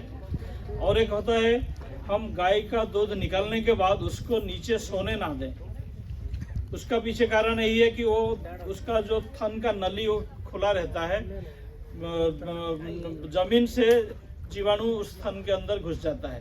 इसका मतलब हमें एक तो ये दो को ध्यान देना है। तीसरी, हमारा जहाँ पे गाय को रखते हैं उस जगह साफ सुथरा होना चाहिए। ಸರ್ ಕೆಚ್ಚಲ್ ಭಾವದ ಬಗ್ಗೆ ಹೇಳಿದ್ದಾರೆ. ಅತಿ ಮುಖ್ಯವಾಗಿ 3 ಕಾರಣಗಳು ಹೇಳಿದ್ದಾರೆ. ಒಂದು, ಮೊಟ್ಟ ಮೊದಲನೇದಾಗಿ ಹಾಲನ್ನ ಕಂಪ್ಲೀಟ್ ಆಗಿ ಹಿಂಡದೇ ಇರೋದು. ಸೊ ಕೆಲವು ಲಾಸ್ಟಿಗೆ ಬಿಟ್ಬಿಡ್ತಾರೆ, ಯಾರೋ ಹೊಸಬ್ರನ್ನ ಹಚ್ಚಿರ್ತಾರೆ, ಹಾಲು ಕರಿ ಅಲ್ಲ ಕಂಪ್ಲೀಟ್ ಆಗಿ ಒಳಗಡೆ ಕೆಚ್ಚಲಲ್ಲೇ ಉಳ್ಕೊಂಡ್ಬಿಡುತ್ತೆ. ಅದು ಒಂದು ಕಾರಣ ಕೆಚ್ಚಲ್ ಬಾವು ಬರೋಕ್ಕೆ. ಇನ್ನೊಂದು ಕಾರಣ, ಹಾಲು ಕರೆದ ನಂತರ ಹಸುನ ಕೆಳಗಡೆ ಮಲಗಕ್ಕೆ ಬಿಡಬಾರ್ದು. ಎಷ್ಟು ಜನ ಮಾಡ್ತಾರೆ? ಯಾರು ಮಾಡಲ್ಲ ಅನ್ಸುತ್ತೆ. ಅದು ಕೆಳಗಡೆ ಮಲಗದಂಗೆ ನೋಡ್ಕೋಬೇಕು. ಹೆಂಗೆ? ಅದಕ್ಕೆ ಏನಾರು ಕೊಡಬೇಕು, ಫೀಡ್ ಕೊಡಬೇಕು, ಇಲ್ಲಾಂದ್ರೆ ಮೇವು ಕೊಡಬೇಕು. ಅದು ನಿಂತ್ಕೊಂಡು ಮೇಯ್ತಾ ಇರುತ್ತೆ. ಸೊ ಆ ಟೈಮಲ್ಲಿ ಏನಾಗುತ್ತೆ ಅಂದ್ರೆ ಅದು ತೊಟ್ಟೇನಿರುತ್ತಲ್ಲ ಅದು ಮುಚ್ಕೊಳ್ಳುತ್ತೆ. ಕೆಳಗಡೆ ಮಲ್ಕೊಂಡ್ರೆ ಗೆಜ್ಜಲಿಂದ ಅದು ಕೀಟಾಣು ಒಳಗಡೆ ಹೋಗಿ ಕೆಚ್ಚಲ್ ಬಾವು ಬಂದ್ಬಿಡುತ್ತೆ. 2ನೇದು. 3ನೇದು, ಕೆಳಗಡೆ ಪರ್ಸ್ ಏನಿದೆಯಲ್ಲ, ನೆಲ್ಚವಣೆ, ಅದು ಕ್ಲೀನ್ ಆಗಿರ್ಬೇಕು. ಶೆಡ್ ಕ್ಲೀನ್ ಆಗಿದ್ರೆ ಏನಾಗುತ್ತೆ, ಗೆಂಜಲದು ಏನು ನಿಲ್ಲಲ್ಲ, ಹಸಿ ಇರಲ್ಲ, ಡ್ರೈ ಇರುತ್ತೆ, ಕಾಯಿಲೆ ಬರೋದು ಕಡಿಮೆ ಆಗುತ್ತೆ. ನಾವು ನಿಮ್ಗೆಲ್ಲ ರಬ್ಬರ್ ಮ್ಯಾಟ್ ಕೊಟ್ಟಿದೀವ ಲಾಸ್ಟ್ ಟೈಮ್, ಕೊಟ್ಟಿದೀವ ತಾನೇ? ಸೊ ಅದನ್ನೆಲ್ಲ ಉಪಯೋಗಿಸ್ತಾ ಇದ್ರ? ಅದನ್ನ ಕ್ಲೀನ್ ಆಗಿ ಇಟ್ಕೋಬೇಕು. ಸರ್ ಹೇಳ್ತಾ ಇದ್ದಾರೆ, ಡೈರೆಕ್ಟರ್ ಸರ್ ಮಾತಾಡ್ತಾರೆ ಅವರು. और ये सभी के बारे में हमारे बाकी साथी हैं, वो आप लोगों को बताएंगे। लेकिन आप देखिए, मैं ओडिशा से आया हूँ, मेरा भाषा ओडिया है। मैं आप लोगों के साथ हिंदी में बात कर रहा हूँ, लेकिन मेरे साथी आप लोगों को अपने कन्नड़ लैंग्वेज में आपको समझा रहे हैं। मेरे को खुशी है कि आप लोग हमारी बात कुछ ना कुछ समझे होंगे और इस बात को ध्यान रखते हुए आप अपना पशुपालन पे ध्यान देंगे। तो मेरा आशा है कि भारत सरकार का ये जो प्रयास है आप लोगों को कुछ आप लोगों के पास पहुंच के आप लोगों के साथ बात करना, आप लोगों को हमें जो साधन हो सके वो साधन आप लोगों के पास पहुंचाना, ये मैं मानूंगा कि भारत सरकार का एक प्रयास सफल होने के दिशा में एक हमारी संस्थान की तरफ से एक पदक्षेप है। ಸರ್ ಏನು ಹೇಳ್ತಾ ಇದ್ದಾರೆ ಅಂದರೆ, ಸರ್ ಒಡಿಶಾ ರಾಜ್ಯದವರು, ಅವರಿಗೆ ಮಾತೃಭಾಷೆ ಒಡಿಶಾ, ಅಷ್ಟಾದ್ರೂ ಅವರು ಹಿಂದಿದಲ್ಲಿ ನಿಮಗೆ ತಲುಪಲಿಕ್ಕೆ ಪ್ರಯತ್ನ ಮಾಡಿದ್ದಾರೆ. ಆಮೇಲೆ ಈ ಸಂಸ್ಥೆಯಿಂದ ನಾವು SC ಕಾಸ್ಟ್ದವ್ರಿಗೆ ಅನೇಕ ಸಹಾಯಗಳನ್ನು ಮಾಡ್ತಾ ಇದ್ವಿ. ಇದು ಒಂದು ಸಹಾಯ ಅನ್ಬೋದು. ಮುಂಚೆನೂ ಮಾಡಿದೀವಿ, ಇವಾಗಲೂ ಮಾಡ್ತಾ ಇದೀವಿ, ಮುಂದೆನೂ ಮಾಡ್ತೀವಿ. ನಮಸ್ಕಾರ, ಧನ್ಯವಾದ. ಧನ್ಯವಾದಗಳು ಸರ್. ಸಾವು ಸರ್ಗೆ ಧನ್ಯವಾದಗಳು. ತುಂಬಾ ಸಂಕ್ಷಿಪ್ತವಾಗಿ ಚೆನ್ನಾಗಿ ಮಾತಾಡಿದ್ದಾರೆ. ಎಲ್ಲ ತಲುಪಿದೆ ಅನ್ಕೋತೀನಿ ನಾನು ರೈತರಿಗೆ, ಅವ್ರಿಗೆ ಹೇಳಿದಂಥ ಮೆಸೇಜು. ಆಮೇಲೆ ಡಾಕ್ಟರ್ ಕುಮಾರ್ ಸರ್ಗೆ ನಾನು ಒಂದೆರಡು ಮಾತು ಮಾತಾಡಿ ರೈತರನ್ನ ಉದ್ದೇಶಿಸ್ಬೇಕಂತೇಳಿ ನಾನು ಕೇಳ್ಕೊಳ್ತೀನಿ. ಈ ಸಂಸ್ಥೆಯ ಎಲ್ಲ ಬೆಂಗಳೂರಿಂದ ಬಂದಿರುವಂಥ ಎಲ್ಲ ನಮ್ಮ ಸ್ನೇಹಿತರೆ ಮತ್ತು ಈ ಊರಿನ ಎಲ್ಲ ಮುಖಂಡರು, 5-6 ಊರಿನವರು ಎಲ್ಲ ಊರ ಮುಖಂಡರು ಬಂದು ಇದನ್ನೆಲ್ಲ ಫಂಕ್ಷನ್ ನೆರವೇರಿಸ್ಕೊಡ್ತಿದ್ದಾರೆ. ಇದು ಆ್ಯಕ್ಚುಲಿ ನನಗೆ ಮೊದಲೇ ಗೊತ್ತಿತ್ತು ಈ 3 ಹಳ್ಳಿ ದತ್ತು ತೊಗೊಂಡಿದ್ದೀವಿ ಅಂತ. ಈ ಕಾನ್ಸೆಪ್ಟ್ ಏನು ಅಂದರೆ, ಈ ಸಂಸ್ಥೆಯಲ್ಲಿ SC/STಗೆ ಸ್ವಲ್ಪ ಫಂಡ್ಸ್ ಬರುತ್ತೆ, 3 ತಿಂಗಳಿಗೆ 6 ತಿಂಗಳಿಗೆ ಒಂದು ಸ್ವಲ್ಪ ಫಂಡ್ಸ್ ಬರುತ್ತೆ. ಅದು ಯಾವ ಊರಿಗಾರು ಕೊಡ್ಬೋದು ಅವರು, ಇಲ್ಲೇ ಕೊಡಬೇಕು ಅಂತೇನಿಲ್ಲ. ಬೆಂಗಳೂರು ಅಂದರೆ ಇದು ಊರು ಯಾಕೆ ಸೆಲೆಕ್ಟ್ ಮಾಡ್ಕೊಂಡ್ರು ಅಂದರೆ, ನೀವು ತುಂಬ ಚೆನ್ನಾಗಿ ಹೆಲ್ಪ್ ಮಾಡ್ತಾರೆ, ಹೇಳ್ದಂಗೆ ಕೇಳ್ತೀರಾ, ಅದನ್ನೆಲ್ಲ ಸರಿಯಾಗಿ ಉಪಯೋಗಿಸ್ಕೊಳ್ತೀರಾ ಅಂತ ಅವರು ಸೆಲೆಕ್ಟ್ ಮಾಡ್ಕೊಂಡಿದ್ದಾರೆ. 1 ವರ್ಷ 2 ವರ್ಷ ಆಯಿತು ಸರ್, 1.5 ವರ್ಷ ಆಯಿತು. ಅವಾಗ ನಾನು ಐಡಿಯಾ ಆಗಿದ್ದೆ, ನಮಗೂ ಕೇಳಿದ್ರು ಅವಾಗ, ಈ ವಿಲೇಜ್ ಚೆನ್ನಾಗಿ ಕಲೆಕ್ಟ್ ಮಾಡ್ಕೊಂಡ್ರೆ ಅನುಕೂಲ ಆಗುತ್ತೆ ಅಂತ. ನನಗೂ ಗೊತ್ತಿತ್ತಲ್ಲ ನೀವೆಲ್ಲ ಕ್ಲೀನಾಗಿ ಹೇಳ್ದಂಗೆ ಕೇಳ್ತೀರಾ ಅಂತ, ಹಾಗಾಗಿ ಈ ಊರು ಸೆಲೆಕ್ಟ್ ಮಾಡ್ಕೊಂಡಿದ್ದಾರೆ. ನಿಮ್ಮೂರ ಮೇಲೆ ತುಂಬ ಅಭಿಮಾನ ಇದೆ ಅವ್ರಿಗೆಲ್ಲ. ನೀವೆಲ್ಲ ಅವಾಗಿನ ಕೊಟ್ಟಿರೋದು, ಅವರು ಏನು ಸ್ಕೀಮ್ ಇದೆ ಎಲ್ಲ ನೀವು ಯೋಜನೆನ ತಾವು ಸದುಪಯೋಗ ಪಡಿಸ್ಕೊಂಡಿದ್ದೀರಿ. ಸೊ ನಾನು ಈ ಸಂದರ್ಭದಲ್ಲಿ ಏನು ಹೇಳ್ತೀನಿ ಅಂದರೆ, 3 ಕಾರಣದಿಂದ ಇವಾಗ ನಾವು ಹೈನುಗಾರಿಕೆ ಜಾಸ್ತಿ ಅವರು ಒತ್ತು ಕೊಟ್ಟಿದ್ದಾರೆ. ಈ ಸಂಸ್ಥೆಯಲ್ಲಿ ಫೀಡ್ಸ್ ಜಾಸ್ತಿ ಇರೋದ್ರಿಂದ ಇದೇ ಕೊಡಬೇಕು ಅಂತ ಏನಿಲ್ಲ, ಮಕ್ಕಳು ಪೌಷ್ಟಿಕ ಆಹಾರ ಕೊಡ್ಬೋದು, ಲೈಟ್ ಕೊಡ್ಬೋದು, ಅಥವಾ ನೀವು ಒಟ್ಟು ಲೈವ್ಲಿಹುಡ್ ದಿನನಿತ್ಯ ಜೀವನಕ್ಕೆ ನಿಮ್ಗೆ ಏನು ಬೇಕೋ ಅದನ್ನೆಲ್ಲ ಕೊಡ್ಬೋದು ಅವರು. ಆದರೆ ಅವರು ಯಾಕೆ ಹೈನುಗಾರಿಕೆ ಸೆಲೆಕ್ಟ್ ಮಾಡ್ಕೊಂಡಿದ್ದಾರೆ ಅಂದರೆ, ಈ ನೀವು ಎಲ್ಲರೂ ಸ್ಟಡಿ ಮಾಡಿದಾಗ ಇವು ಜಾಸ್ತಿ ಪ್ರಾಣಿಗಳ ಬಗ್ಗೆನೇ ನೀವು ಜಾಸ್ತಿ ಇಂಟ್ರೆಸ್ಟ್ ಕೊಟ್ಟಿರೋದ್ರಿಂದ, ಸೊ ಫೀಡ್ಸು, ಮ್ಯಾಟು ಮತ್ತು ಈ ಥರ ನಮಗೆ ಅನಿಮಲ್ ಹಸ್ಬೆಂಡ್ರಿ ಆ್ಯಕ್ಟಿವಿಟೀಸ್ಗೆ ಏನು ಅನುಕೂಲ ಆಗುತ್ತೆ ಅದನ್ನೇ ಸೆಲೆಕ್ಟ್ ಮಾಡ್ಕೊಂಡು ಈ ಸಂಸ್ಥೆ ಕೊಟ್ಟಿದ್ದಾರೆ. ಸೊ ಇವಾಗ ಅವರು ಈ 3-4 ಕಾರಣಕ್ಕೆ ನಾನು ಅವಾಗ ಹೇಳಿದ್ದೆ, ಮ್ಯಾಸ್ಟೈಟಿಸು ಮತ್ತು ರಿಪೀಟ್ ಬ್ರೀಡರ್ಸ್. ಇಲ್ಲಿ ಜಾಸ್ತಿ ಪ್ರಾಬ್ಲಮ್ ಅಂದರೆ ನಿಮಗೆ ಗೊತ್ತಲ್ಲ, ಎಲ್ಲ ಹಸು ಫಲ ಆಗ್ತಾಯಿಲ್ಲ ಈಟ್ಕೊಡೋ ಸಮಸ್ಯೆ ಅಂತ. ಮತ್ತು ಇನ್ನೊಂದು ಕೆಚ್ಚಲು ಬಾವು. ಹೈನುಗಾರಿಕೆ ಲಾಭ ಆಗಬೇಕು ಅಂದರೆ ನಾನು ಒಂದು 5 ನಿಮಿಷ 0 ಡೇಯಿಂದ ಅಂದರೆ 0 ದಿನದಿಂದ ಕರಾಕು ತನಕ ಎಕ್ಸ್ಪ್ಲೈನ್ ಮಾಡಿಬಿಡ್ತೀನಿ. ಆ ಥರ ಉಪಯೋಗಿಸ್ಕೊಂಡ್ರು ಮಾತ್ರ ಹೈನುಗಾರಿಕೆ ಲಾಭ ಆಗುತ್ತೆ ಮತ್ತು ನಿಮಗೂ ಇನ್ಕಮ್ ಜಾಸ್ತಿ ಆಗುತ್ತೆ. ಮೊದಲನೇದು, 0 ಡೇ ಕರು ಹುಟ್ಟಿದಾಗ ಹೆಣ್ಣು ಕರುನೇ ಮಾತ್ರ ಸಾಕ್ತೀರಾ, ಗಂಡು ಕರುದಿಲ್ಲ, ಬರೀ ಹೆಣ್ಣು ಕರು ಮಾತ್ರ ಹೇಳ್ತೀನಿ. ಗಂಡು ಕರುಗೂ ಕೊಡಬೇಕು, ಬಟ್ ನೀವು ಸಾಮಾನ್ಯವಾಗಿ ಗಂಡು ಕರು ನೀವು ಕೊಡೋಲ್ರಿ. ಹೆಣ್ಣು ಕರುಗೆ ಕರು ಹುಟ್ಟಿದ ತಕ್ಷಣ ನೀವು ಒಕ್ಕಳು ಬಳ್ಳಿ ಕಟ್ ಮಾಡಿ ಟಿಂಚರ್ ಐಡಿನ್ ಹಾಕಬೇಕು. ಅದರಿಂದ ಈಕ್ವಲಿ ಇನ್ಫೆಕ್ಷನ್ ಆಗಿಬಿಡ್ತೀವಿ. ನೀವೇನಾದರೂ ಅದು ಒಕ್ಕಳು ನೇತಾಡ್ತದಲ್ರ, ಮಂಡಿ ಎಲ್ಲ ಊದ್ಕೊಂಡು ನೋಡಿದ್ದೀರಲ್ಲ, ಸೊ ಅದು ಆ ಕಾರಣಕ್ಕೆ ಊದ್ಕೊಳ್ಳೋದು. ನಾನು ಪಾಠ ಮಾಡ್ತೀರಿಪ್ಪ, ಎಕ್ಸ್ಪ್ಲೈನ್ ಮಾಡಲಾ ಇಲ್ಲ ಬೇರೆ ಮಾತಾಡ್ಲಾ? ಇದು ಹೇಳಿದ್ರೆ ಉಪಯೋಗ ಆಗುತ್ತೆ ಅಂತ, ಅದಕ್ಕೆ 5-10 ನಿಮಿಷದಲ್ಲಿ ಮುಗಿಸ್ತೀನಿ. ಇದು ನಾರ್ಮಲ್ಲು, ಇದು ಆ ಕಡೆ ಈ ಕಡೆ ಹೋದರೆ ಅಬ್ನಾರ್ಮಲ್ಲು. ನಾನೇನು ಹೇಳೋದು, ಇದು ನಾರ್ಮಲ್ ಹಸುದು ಕಟ್ ಮಾಡಬೇಕು, ಎಲ್ಲ ಹಸುಗೂ ಮಾಡಬೇಕು. ಕರು ಹಾಕಿದಾಗ ಅದು ಟಿಂಚರ್ ಐಡಿನ್ ಹಾಕಿದ್ರೆ ಅದು ನೇತಾಡೋದೆಲ್ಲ ಕಡಿಮೆ ಆಗುತ್ತೆ, ಅದು ಇನ್ಫೆಕ್ಷನ್ನು ಒಕ್ಕಳಿಂದ ಒಳಗಡೆ ಹೋಗೋದು ತಪ್ತದೆ. ಸೊ ಅದಕ್ಕೆ 3 ಕಾರಣ, 3. ಒಂದು ಈಕ್ವಲಿ ಇನ್ಫೆಕ್ಷನ್ ಆಗುತ್ತೆ, ಬೇದಿ ಆಗುತ್ತೆ, ಗಂಟು ಊತ ಬರುತ್ತೆ, ಕಾಲೆಲ್ಲ ಗಂಟುಗಳು ಬರುತ್ತೆ ನೋಡಿ, ಮಂಡಿ ಊತ ಎಲ್ಲ. ಕರು ಹುಟ್ಟೋದು 1 ವಾರ 10 ದಿವಸಕ್ಕೆ. ನಾಟಿ ಕರು ಆಗ್ಬೋದು, ಸೀಮೆ ಕರು ಆಗ್ಬೋದು, ಎಲ್ಲ ಕರುಗೂ ಆಗುತ್ತೆ. ಅದು ಒಕ್ಕಳಿಂದ ಇನ್ಫೆಕ್ಷನ್ ಹೋಗೋದು, ಈಕ್ವಲಿ ಅಂತ ಬ್ಯಾಕ್ಟೀರಿಯಾ ಹೋಗಿ ಆ ಕಾಯಿಲೆ ಬರುತ್ತೆ. ಸೊ ಅದನ್ನು ನೀವು ಒಕ್ಕಲಿಗೆ ಟಿಂಚರ್ ಸಾವರಿ ಎಲ್ಲ ಬಿಟ್ಟರೆ ಅದು ಅವಾಯ್ಡ್ ಆಗುತ್ತೆ. ಅದು ಒಂದು. ಆಮೇಲೆ ಕರು ಹುಟ್ಟಿದ ತಕ್ಷಣ ಅರ್ಧ ಗಂಟೆ ಒಳಗಡೆ ಗಿಣ್ಣಾಲು ಕುಡಿಸ್ಬೇಕು. ಗಿಣ್ಣಾಲು ಕುಡಿಸೋದ್ರಿಂದ ಪೌಷ್ಟಿಕಾಂಶ ಜಾಸ್ತಿ ಇರುತ್ತೆ, ಹಿಮೋಗ್ಲೋಬಿನ್ ಇರುತ್ತೆ, ರೋಗ ತಡ್ಕೊಳ್ಳೋ ಶಕ್ತಿ ಜಾಸ್ತಿ ಬರುತ್ತೆ. ಅರ್ಧ ಗಂಟೆ ಒಳಗಡೆ ಅರ್ಧ ಲೀಟ್ರಿಂದ 1 ಲೀಟ್ರ್ 4 ತೊಟ್ಟೆಲು ಸೇರಿಸಿ ಫಸ್ಟ್ ಕರಿತೀರಲ್ಲ, 4 ಒಂದೊಂದು ಗ್ಲಾಸ್ ಹಾಕಿ ಅದಕ್ಕೆ ಕುಡಿಸ್ಬೇಕು. ಸಾಮಾನ್ಯವಾಗಿ ನೀವೇನು ಮಾಡ್ತೀರಾ, ಮೊದಲನೇ ಇದೆ ತಗೊಂಡೋಗಿ ಆವಾಗ ಹಾಕ್ತೀರಾ, ಅಂದರೆ ಉತ್ತ ಅದು ಆ ಕಡೆ ಏನೋ ಬೇರೆ ಇದಕ್ಕೆ ಹಾಕ್ತೀರಾ, ಅದನ್ನು ಮಾಡಬಾರ್ದು. ಫಸ್ಟು ಕರು ಕುಡಿಸಿ ಉಳಿದಿದ್ದಲ್ಲ ನೀವೇ ಗಿಣ್ಣಾಲು ಕುಡಿಸಿ ತಿನ್ನಬೇಕು, ಮಕ್ಳುಗಳು ಕೊಡಬೇಕು. ಅದರಲ್ಲಿ ಅತಿ ಪೌಷ್ಟಿಕಾಂಶ ಇರುತ್ತೆ. ಈ ಥರ ನಾವೆಲ್ಲ ಫೀಡ್ಸ್ ಕೊಡ್ತೀವಲ್ಲ, ಆ ಥರ ಅಷ್ಟು ಪೌಷ್ಟಿಕಾಂಶ ಇರುತ್ತೆ ಅದರಲ್ಲಿ. ಆ ಗಿಣ್ಣು ಮೊದಲನೇ ದಿನದ ಗಿಣ್ಣು, ನಂತರ 2ನೇ ದಿನ ಗಿಣ್ಣು, ಆಮೇಲೆ ಗಿಣ್ಣಲ್ಲಿ ಉಪಯೋಗ ಇಲ್ಲ. 2 ಸಾರಿ ಅಥವಾ 3 ಸಾರಿ ಅಷ್ಟೇ, ಅದರಲ್ಲಿ ಮಾತ್ರ ಇದಿರೋದು. ಇದು ಡೈರೆಕ್ಟ್ ಕರು ಕೊಟ್ಟರೆ ಇನ್ನೂ ಹೊಟ್ಟೆ ಬೆಳೆದಿರಲ್ಲ, ಅದ್ರಲ್ಲಿ ಏನಿರುತ್ತೆ ಪೌಷ್ಟಿಕಾಂಶ ಎಲ್ಲ ಡೈರೆಕ್ಟ್ ರಕ್ತಕ್ಕೆ ಹೋಗುತ್ತೆ. ಸೊ ಅವಾಗ ಬಾಡಿ ಚೆನ್ನಾಗಿ ಬರುತ್ತೆ. ಆಮೇಲೆ ಇನ್ನೊಂದು 35ರಿಂದ 40 kg 50 kg ಕರುಗಳು ಇರ್ತಾವಲ್ಲ ಹೆಣ್ಣು ಕರು, ಅವು ಮಾತ್ರ ತಳಿಗೆ ಇಟ್ಕೋಬೇಕು. ಕಡಿಮೆ ತೂಕ ಇರೋ ತಳಿಗಳಿಗೆ ಅದನ್ನು ಮುಂದುವರ್ಸಕ್ಕೆ ಇಟ್ಕೋಬಾರ್ದು. ಅಂದರೆ ಕರು ತೂಕ ಕಡಿಮೆ ಹುಟ್ಬಿಡ್ತಿದೆ, ಒಂದು 15 kg ಕರು ಇರ್ತದೆ, ಸಣ್ಣ ಇರ್ತದೆ. ಆ ಥರದ್ದೆಲ್ಲ ಮುಂದಕ್ಕೆ ಬ್ರೀಡಿಂಗ್ ಅಂದರೆ ಬೆಳವಣಿಗೆ ಮಾಡಿ ಅದನ್ನೇ ನಾವು ಬಿತ್ತನೆ ಮಾಡ್ತೀವಿ ಅಂತೀವಲ್ಲ, ಆ ಥರ ಸೆಲೆಕ್ಟ್ ಮಾಡಬಾರ್ದು. ನೀವು ಬೀಜ ಎಲ್ಲ ಸೆಲೆಕ್ಟ್ ಮಾಡ್ತೀರಲ್ಲ, ಎಲ್ಲ ಸಪ್ರೇಟ್ ಮಾಡ್ತೀರಿ ನೋಡಿ. ಚಿಕ್ಕ ಚಿಕ್ಕ ಬೀಜ ಎಲ್ಲ ಸಪ್ರೇಟ್ ಮಾಡಿಬಿಟ್ಟು ದೊಡ್ಡ ಬೀಜ ಮಾತ್ರ ಬಿತ್ತನೆ ಹಾಕ್ತಿರಲ್ವಾ, ಅದೇ ಥರ ಇಲ್ಲೂ ಬಾಡಿ ವೆಯ್ಟು ಇಷ್ಟು ಅಂತ ಇರಬೇಕು. ಕೋಳಿಗಾಗಲಿ, ಕುರಿಗಾಗಲಿ, ಹಸುಗಾಗಲಿ ತೂಕ ಜಾಸ್ತಿ ಇರೋವನ್ನ ನಾವು ಮುಂದುವರಿಬೇಕು ತಳಿಗೆ, ಉಳಿದವನ್ನ ಅಷ್ಟು ನೀವು ಸೆಲೆಕ್ಟ್ ಮಾಡ್ಕೋಬಾರ್ದು ಸಾಕಕ್ಕೆ. ಸೊ ಅದು ಒಂದು ಸೆಲೆಕ್ಷನ್ ಇಂಪಾರ್ಟೆಂಟ್ ಕರು ಇಟ್ಟಾಗ. ಇದೇ ರೀತಿ ನೀವು ಮೊದಲನೇ ದಿವಸದಿಂದ 1 ಲೀಟ್ರ್, ಬೆಳಗ್ಗೆ 1 ಲೀಟ್ರ್, ಸಾಯಂಕಾಲ 1 ಲೀಟ್ರ್ 1 ತಿಂಗಳು ಕೊಡಬೇಕು ಹೆಣ್ಣು ಕರುಗೆ. ತೂಕದ ಮೇಲೆ ಅಟ್ಲೀಸ್ಟ್ 30 ರಿಂದ 50 kg ಅಂತ ಇರುತ್ತೆ ಅಂದಾಜು. ಸೊ 40 ರಿಂದ 50 kg ಇದ್ರೂ 1 ಲೀಟ್ರ್ ಬೆಳಗ್ಗೆ, 1 ಲೀಟ್ರ್ ಸಾಯಂಕಾಲ 1 ಲೀಟ್ರ್, ಅಥವಾ ಮಧ್ಯಾಹ್ನ ಸಾಧ್ಯ ಆದರೆ 1 ಲೀಟ್ರ್. ಮಧ್ಯಾಹ್ನ ಯಾಕೆ ಸಾಧ್ಯ ಆಗಲ್ಲ ಅಂದರೆ ಬೆಳಗ್ಗೆ ಸಾಯಂಕಾಲ ನೀವು ಹಾಲು ಕರೀದ್ರಿಂದ ಮಧ್ಯಾಹ್ನ ನಿಮಗೆ ಸಾಧ್ಯ ಆಗಲ್ಲ ಅಂತ ನಾನು ಮಧ್ಯಾಹ್ನ ಸ್ಕಿಪ್ ಮಾಡಿದ್ದೀನಿ. ಸೊ ಅದೇ ರೀತಿ 2 ತಿಂಗಳಾದಮೇಲೆ 2 ಲೀಟ್ರ್ ಕೊಡಿಸ್ಬೇಕು. ಬೆಳಗ್ಗೆ 2 ಲೀಟ್ರ್, ಸಾಯಂಕಾಲ 2 ಲೀಟ್ರ್. ಮತ್ತು 3 ತಿಂಗಳಾದಮೇಲೆ 3 ಲೀಟ್ರ್ ಕುಡಿಸ್ಬೇಕು. 3 ತಿಂಗಳ ನಂತರ ನಾವು ಕಾಲಕ್ಕೆ ಲಸಿಕೆ ಹಾಕ್ಲಿಕ್ಕೆ ಬರ್ತೀವಲ್ಲ, ಅದನ್ನು ಲಸಿಕೆ ಹಾಕ್ಸ್ಬೇಕು. ನೀವು ಕರು ಅಂತ ಬಿಟ್ಬಿಡ್ತೀರಾ, ಕರು ಅಂತ ಬಿಟ್ಟರೆ ಆಗಲ್ಲ. ಪ್ರತಿ ವರ್ಷ ಆವಾಗಿಂದ 3 ತಿಂಗಳ ನಂತರ, ಅಥವಾ ನಾವು ಯಾವಾಗ ಬರ್ತೀವಿ ಅವಾಗ 3 ತಿಂಗಳಾದಮೇಲೆ, ಅವಾಗ ಎಲ್ಲ ಕಾಯಿಲೆಗೂ ನಾವು ಮಾಮೂಲಿ ಸಾಮೂಹಿಕವಾಗಿ ಲಸಿಕೆ ಮಾಡ್ತಾ ಇದ್ದೀವಿ. ಕಾಲುಬಾಯಿ ಜ್ವರದ ಲಸಿಕೆ ಮಾಡ್ತೀವಿ, ಈ ಗಂಟು ರೋಗದ ಲಸಿಕೆ ಮಾಡ್ತೀವಿ. ಯಾವ ಕಾಯಿಲೆ ಬರುತ್ತೆ ಆ ಕಾಯಿಲೆಗೆ ಲಸಿಕೆ ಕಂಟಿನ್ಯೂಸ್ ಆಗಿ ಮಾಡ್ತಾ ಇದ್ದೀವಿ. ಸೊ ಅದು ನೀವು ಎಲ್ಲರೂ ಹೊರಗಡೆ ಹೋಗಿದ್ರು ಬಂದು ಮಾಡಿಸ್ಬೇಕು. ಅಕಸ್ಮಾತ್ ಮಾಡಲಿಲ್ಲ ಅಂದರೆ ರಿಪೀಟಾಗಿ ಮತ್ತೆ ಫೋನ್ ಮಾಡಿ ಯಾರು ಬರ್ತಾರೆ ಅವ್ರಿಗೆ, ನಿಮ್ಗೇನು ನಾವೇ ಓಡಾಡ್ತಾ ಇರ್ತೀವಿ ಇಲ್ಲಿ, ನನಗೆ ಹೇಳಿದ್ರು ನಾವು ಊರೆಲ್ಲ ಮಾಡಿಸ್ಕೊಡ್ತೀವಿ. ಅದು 3 ತಿಂಗಳಾದಮೇಲೆ ಯಾವ್ಯಾವ ಕಾಯಿಲೆ ರೋಗ ಬರುತ್ತೆ ಅದಕ್ಕೆ ಮಾಡಿಸ್ಬೇಕು ಲಸಿಕೆನ. ಲಸಿಕೆ ಬಗ್ಗೆ ಹೇಳಲ್ಲ, ಅದು ಜಾಸ್ತಿ ಇದಾಗುತ್ತೆ. ಬರೀ ನ್ಯೂಟ್ರಿಷನ್ ಬಗ್ಗೆ ಹೇಳ್ತೀವಿ, ಅಂದರೆ ಆಹಾರ ಹೆಂಗೆ ಕೊಡಬೇಕು ಅಂತ. 3 ತಿಂಗಳ ನಂತರ ಫೀಡ್ಸ್ ಕೊಡಬೇಕು. ಮತ್ತೆ ಇದಕ್ಕೆ 1 ತಿಂಗಳಿಂದನೇ ಫೀಡ್ ಶುರು ಮಾಡ್ಬೋದು. ಸ್ವಲ್ಪ ಕಾಲು kg ಕೊಡಬೇಕು. 2ನೇ ತಿಂಗಳು ಅರ್ಧ kg ಕೊಡಬೇಕು. 3ನೇ ತಿಂಗಳಿಂದ 1 kg ಕೊಡಬೇಕು. 3 ತಿಂಗಳ ನಂತರ ನೀವು ಅದಕ್ಕೆ ಹಾಲು ಬೇಕಾದ್ರೆ ನಿಲ್ಲಿಸ್ಬೋದು, ಬೇಕಾದರೆ ಕೊಡ್ಬೋದು. ನಿಮ್ಮ ಹತ್ರ ಏನಾದರೂ ಹಾಲು ಕೊಡಬೇಕು ಅನಿಸ್ತಾರೆ ಕೊಡಿ, ಇಲ್ಲಾಂದರೆ ಬಿಡಿ. ಹಾಲು ಬಿಟ್ಬಿಟ್ಟು ಆಹಾರ ಕೊಡಬೇಕು. ಮಾಮೂಲಿ ಆಹಾರ ಅಂದರೆ ಈ ಥರ ಕಾನ್ಸಂಟ್ರೇಟ್ ಫೀಡು. ಹುಲ್ಲು ಮೇವೆಲ್ಲ ಕೊಡಬೇಕು. ನೀವು ಹುಲ್ಲು ಜಾಸ್ತಿ ಕೊಡ್ತೀರಾ, ಅದು ಅಷ್ಟೇನು ಬೇಕಾಗಿಲ್ಲ. 6 kg ಒಂದು ದಿನಕ್ಕೆ 6 kg ಒಂದು ದೊಡ್ಡ ಹಸಿಗೆ ಸಾಕು.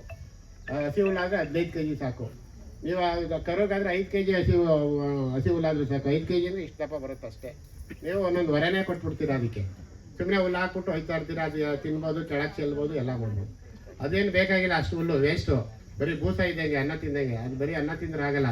ಮಟನ್ನು, ಚಿಕನ್ನು, ಕಾಳು ಎಲ್ಲ ತಿಂತೀರಲ್ಲ, ಸೊಪ್ಪು ಕಾಳೆಲ್ಲ ಆ ಥರ ತಿನ್ನಬೇಕಿದ್ದು. ಅದಕ್ಕೆ ಫೀಡ್ಸ್ ಕೊಡಬೇಕು. 1 ತಿಂಗಳು ನಾವು 1 ತಿಂಗಳಿಂದ 3 ತಿಂಗಳ ತನಕ ಕೊಟ್ಟು 3 ತಿಂಗಳ ನಂತರ ಜಾಸ್ತಿ ಕೊಡಬೇಕು. ಬಾಡಿ ತೂಕ ಆದಂಗೆಲ್ಲ ಜಾಸ್ತಿ ಕೊಡ್ತಾ ಇರಬೇಕು. ಅವಾಗ ಅದು ಇದೇ ಥರ ಕೊಟ್ಟರೆ ಅದು ಒಂದು ಕೂದಲು ಬೆಳ್ಕೊಂಡಿರಲ್ಲ, ನೈಸಾಗಿರುತ್ತೆ, ಕುದುರೆ ಥರ ಇರುತ್ತೆ. ಅದೇ ಥರ ಆದರೆ 9 ತಿಂಗಳಿಗೆ ಈಟಿಗೆ ಬರುತ್ತೆ. ಅದು 9 ತಿಂಗಳಿಗೆ ಈಟಿಗೆ ಬಂದಾಗ, ಬೆದೆಗೆ ಬಂದಾಗ 9 ತಿಂಗಳಿಗೆ ನೀವು 9 ಮಂತ್ಸ್ಗೆ ಈಟ್ ಬರುತ್ತೆ. ಇಷ್ಟು 9 ಮಂತ್ಸ್. ಎಲ್ಲ ವೆಟರ್ನರಿ ಡಾಕ್ಟರ್ಸೇ ಇವರು. ಇಲ್ಲಿ ಬಂದಿರೋ ನಮ್ಮ ಸ್ನೇಹಿತರದೆಲ್ಲ ನಮ್ಮಂಗೆ ಡಾಕ್ಟ್ರೇ, ಬಟ್ ಅವ್ರ ಭಾಷೆ ಬರಲ್ತು, ಅದಕ್ಕೆ ಹಂಗೆ ಅವರು ಹಿಂದಿಲಿ ಹೇಳಿದ್ದಾರೆ. ನಮ್ಮ ಥರನೇ BVC ಡಾಕ್ಟರ್ಸ್ ಎಲ್ಲರೂ. 9 ಮಂತ್ಗೆ ಬೆದೆ ಬರುತ್ತಲ್ಲ, ಅವಾಗ 1 ಸಾರಿ ಕೊಡಿಸ್ಬಾರ್ದು. 1 ಸಾರಿ ಅಥವಾ 2 ಸಾರಿ ಬಿಡಬೇಕು. 3ನೇ ಸಾರಿಗೆ ಬೆದೆ ಕೊಡಿಸ್ಬೇಕು. ಆ ಥರ ಬೆದೆ ಕೊಡಿಸಿದ್ರೆ ಒಂದು ವರ್ಷದೊಳಗಡೆ ಈ ಫಲ ನಿಂತ್ಕೊಳ್ಳುತ್ತೆ. 1 ವರ್ಷದೊಳಗೆ ಫಲ ನಿಂತ್ಕೊಂಡಾಗ ಮತ್ತೆ ಜಾಸ್ತಿ ಕೊಡಬೇಕು. ಮತ್ತೆ 2 ಮಂತ್ಸ್ ಆದಮೇಲೆ ಪ್ರೆಗ್ನೆನ್ಸಿ ಟೆಸ್ಟ್ ಮಾಡಿಸ್ಬೇಕು. ಪ್ರೆಗ್ನೆನ್ಸಿ ಪಾಸಿಟಿವ್ ಬಂದರೆ ಮತ್ತೆ ಫೀಡ್ ಜಾಸ್ತಿ ಕೊಡಬೇಕು. ಮತ್ತೆ ಕೊಡ್ತಾ ಹೋಗ್ಬೇಕು. ಪ್ರೆಗ್ನೆನ್ಸಿಲಿ ನೀವು ಚೆನ್ನಾಗಿ ಸಾಕಿದ್ರೆ ಅದು ಹಾಲು ಚೆನ್ನಾಗಿ ಬರೋದು, ಕೆತ್ತಲು ಚೆನ್ನಾಗಿ ಬರುತ್ತೆ, ಮತ್ತು ಹಾಲು ಇಳುವರಿ ಚೆನ್ನಾಗಿ ಬರುತ್ತೆ. ಎಲ್ಲರೂ ಏನು ತಪ್ಪು ಕಲ್ಪನೆ ಇದೆ ಅಂದರೆ, ಜಾಸ್ತಿ ಫೀಡ್ಸ್ ಕೊಟ್ಬಿಟ್ರೆ ಫಲ ಇದ್ದಾಗ ಕರು ದಪ್ಪ ಆಗಿಬಿಡ್ತದೆ, ಹಸು ವೀಕ್ ಆಗುತ್ತೆ, ಕರು ಹಾಕೋಕೆ ತೊಂದರೆ ಆಗುತ್ತೆ ಅಂತ ಒಂದು ಜನರಲ್ ಆಗಿ ಹೇಳ್ತೀರಾ. ಅದು ತಪ್ಪದು. ನೀವು ಹಾಕಿ ಬಿಡಿ. ಇವಾಗ ಎಲ್ಲರೂ ಮಾಡ್ತಾರಲ್ಲ, 100 ವರ್ಷ 200 ವರ್ಷ ಬೇಕಾಗುವಷ್ಟು ಇಟ್ಬಿಡ್ತಾರಲ್ಲ ಮಕ್ಳುಗಳಿಗೆ. ಆ ಥರ ಈ ಹಸುಗಳು, ಪ್ರಾಣಿಗಳನ್ನು ಅಷ್ಟೇ. ಈ ಕೊಡ್ಲಿ ಬಿಡ್ಲಿ ಫಸ್ಟ್ ಎಲ್ಲ ಆಹಾರ ಎಲ್ಲ ಕರು ಕೊಟ್ಟೋಗುತ್ತೆ. ನೆಕ್ಸ್ಟು ಉಳಿದಿದ್ದು ಮಾತ್ರ ತಾಯಿ ಉಳ್ಕೊಳ್ಳುತ್ತೆ, ಅವ್ರ ತಾಯಿ ವೀಕ್ ಆಗುತ್ತೆ. ಸೊ ಆ ಥರ ಬದಲಾಗೋ ಕಾರಣ ಫೀಡ್ಸ್ ಕಡಿಮೆ ಕೊಟ್ಟರೆ, ಜಾಸ್ತಿ ಕೊಟ್ರಲ್ಲ. ಜಾಸ್ತಿ ಕೊಟ್ಟರೆ ಕರು ಬೆಳ್ಕೊಂಡ್ಬಿಡುತ್ತೆ. ಅಲ್ಲ, ನೀವು ಕೊಡದೇ ಕರು ಬೆಳೀತದೆ. ಈ ಹಸುಗಳು ಏನಿದೆ, ಮೊದಲೇ ಆದ್ಯತೆ ತಾಯಿ ಮಗುಗೆ ಕೊಡೋದು. ಫಸ್ಟ್ ಬಾಡಿ ಒಳಗಡೆನೂ ಅದೇ ಸಿಸ್ಟಮ್ ಇದೆ. ಏನು ನ್ಯೂಟ್ರಿಷನ್ ಹೋಗುತ್ತೆ ಎಲ್ಲ ಫಸ್ಟ್ ತಾಯಿಗೆ ಹೊಟ್ಟೋಗುತ್ತೆ, ಹಸು ವೀಕ್ ಆಗುತ್ತೆ. ಸೊ ಅದಕ್ಕೆ ಪ್ರೆಗ್ನೆನ್ಸಿಲಿ ಜಾಸ್ತಿ ಕೊಡಬೇಕು. ನೀವು ಪ್ರತಿ ತಿಂಗಳು ಜಾಸ್ತಿ ಆಗ್ತಾ ಹೋಗ್ಬೇಕು. ಅದು 3 ತಿಂಗಳು ಆದರೆ ಇನ್ನು ಸ್ವಲ್ಪ ಜಾಸ್ತಿ, ಅರ್ಧ kg ಜಾಸ್ತಿ ಮಾಡಬೇಕು. 4ನೇ ತಿಂಗಳು ಸ್ವಲ್ಪ ಜಾಸ್ತಿ, 5ನೇ ತಿಂಗಳು ಜಾಸ್ತಿ. ಕರು ಬೆಳವಣಿಗೆ ಆದಂಗೆಲ್ಲ ಫೀಡ್ಸ್ ಜಾಸ್ತಿ ಕೊಡ್ತಾ ಇರಬೇಕು. ಹುಲ್ಲು ಜಾಸ್ತಿ ಕೊಡಬಾರ್ದು. ಹುಲ್ಲಲ್ಲೇ ಬಂದರೆ ಅಷ್ಟೇ ಸಾಕು ಹುಲ್ಲು ಬಾಡಿ ವೆಯ್ಟ್ ಮೇಲೆ. ಇದು ಫೀಡ್ಸ್ ಕಾನ್ಸಂಟ್ರೇಟ್ ಫೀಡ್ಸ್ ಕೊಡ್ತಿರಲ್ಲ, ಡೈರಿ ಫೀಡ್ಸು ಅಥವಾ ಇಂಡಿ ಬೂಸ ಮಿಕ್ಸಡನ್ನು ಅಥವಾ ಬೇರೆ ಪ್ರೈವೇಟ್ ಫೀಡ್ಸ್ ಎಲ್ಲ ಸಿಗುತ್ತೆ. ಸುಮಾರು 15 ರಿಂದ 20 ಕಂಪ್ನಿ ಪ್ರೈವೇಟ್ ಫೀಡ್ಸ್ ತಯಾರಿಸ್ತಾರೆ. ಅದನ್ನು ನೀವು ತಗೊಬಂದು kg ಲೆಕ್ಕದಲ್ಲಿ ಕೊಡಬೇಕು. ಅದು ಹಂಗೆ ಆದ ನಂತರ 9 ತಿಂಗಳಿಗೆ ಅದು ಕರು ಆಗ್ತದೆ. ಈ ಥರ ಕೊಟ್ಟರೆ ಅದು 9 ತಿಂಗಳು ಕರು ಆಗುತ್ತೆ. ಅಲ್ಲಿಗೆ 2 ವರ್ಷ ಅಷ್ಟರಲ್ಲಿ ಕರು ಆಗ್ತದೆ. ಇದು ಮತ್ತೆ ರಿಪೀಟ್ ಆಗ್ತಾ ಇರ್ತದೆ. ಈ ರೋಗ ರುಜಿನ ಬರ್ದಿದ್ದಂಗೆ ನೋಡ್ಕೋಬೇಕು. ಇದು ನಾರ್ಮಲ್, ಇಷ್ಟು ಕೊಡಬೇಕು. ಕರು ಹುಟ್ಟಿದ 1 ತಿಂಗಳಿಂದ ಹಸು ನಿಮ್ಮ ಹತ್ರ ಇರೋ ತನಕ ಕೊನೆ ತನಕನೂ ಫೀಡ್ಸ್ ಕೊಡಲೇಬೇಕು. ಆ ಥರ ಯಾರೂ ಮಾಡಲ್ಲ. ಡ್ರೈ ಮಾಡಬೇಕು. ಆಮೇಲೆ ಅದು ಕರು ಹಾಕಿದ್ಮೇಲೆ ಹಾಲು ಕರೀರಿ, ಗಿಂಡಾಲ್ ಮತ್ತೆ ಕರೀರಿ. ಸೊ ಫಲ ಆದಾಗ ಇದು ಮೊದಲನೇ ಕರು ಆಯಿತು. ಎರಡನೇ ಸೈಕಲ್ಲು, 1 ಸೈಕಲ್ ಆಯ್ತು ಈಗ. ಅಂದರೆ ಕರು ಹುಟ್ಟಿದಾಗಿಂದ ಕರು ಹಾಕಿದೆ. 2ನೇ ಸಾರಿ ಕರು ಹಾಕಿದೆ 2 ತಿಂಗಳಿಗೆ ಮತ್ತೆ ಬೆದೆಗೆ ಬರುತ್ತೆ. ಅವಾಗಲೇ ಈಟ್ ಕೊಡಿಸ್ಬೇಕು ನೀವು ಅವಾಗ ಈಟ್ ಕೊಡ್ಸಲ್ಲ. 3 ತಿಂಗಳು 4 ತಿಂಗಳು 6 ತಿಂಗಳು ಹಾಲು ಕಡಿಮೆ ಆಗುತ್ತೆ ಅಂತ ಕೊಡ್ಸಲ್ಲ. ನೀವು ಹಾಲು ಕಡಿಮೆ ಆಯಿತು ಅಂತೀರಾ 6 ತಿಂಗಳಿಗೆ ಹಾಲು ಕಡಿಮೆ ಆದಮೇಲೆ ಫೀಡ್ಸ್ ನಿಲ್ಲಿಸ್ಬಿಡ್ತೀರಾ. ಫೀಡ್ಸ್ ನಿಲ್ಲಿಸ್ಬಿಟ್ಟು ಅಂತ ಇನ್ನೂ ಹಾಲು ಕೆಡಕ್ಕೆ ಹೊಟ್ಟೋಗುತ್ತೆ. ಎಲ್ಲ ನ್ಯೂಟ್ರಿಷನ್ ಇಂಬ್ಯಾಲೆನ್ಸ್ ಆಗುತ್ತೆ, ಫಲನೇ ಆಗಲ್ಲ. ಸೊ ನೀವೇನು ಮಾಡಬೇಕು, ಫೀಡ್ಸ್ ಯಾವುದೇ ಕಾರಣಕ್ಕೂ ನಿಲ್ಲಿಸಬಾರ್ದು.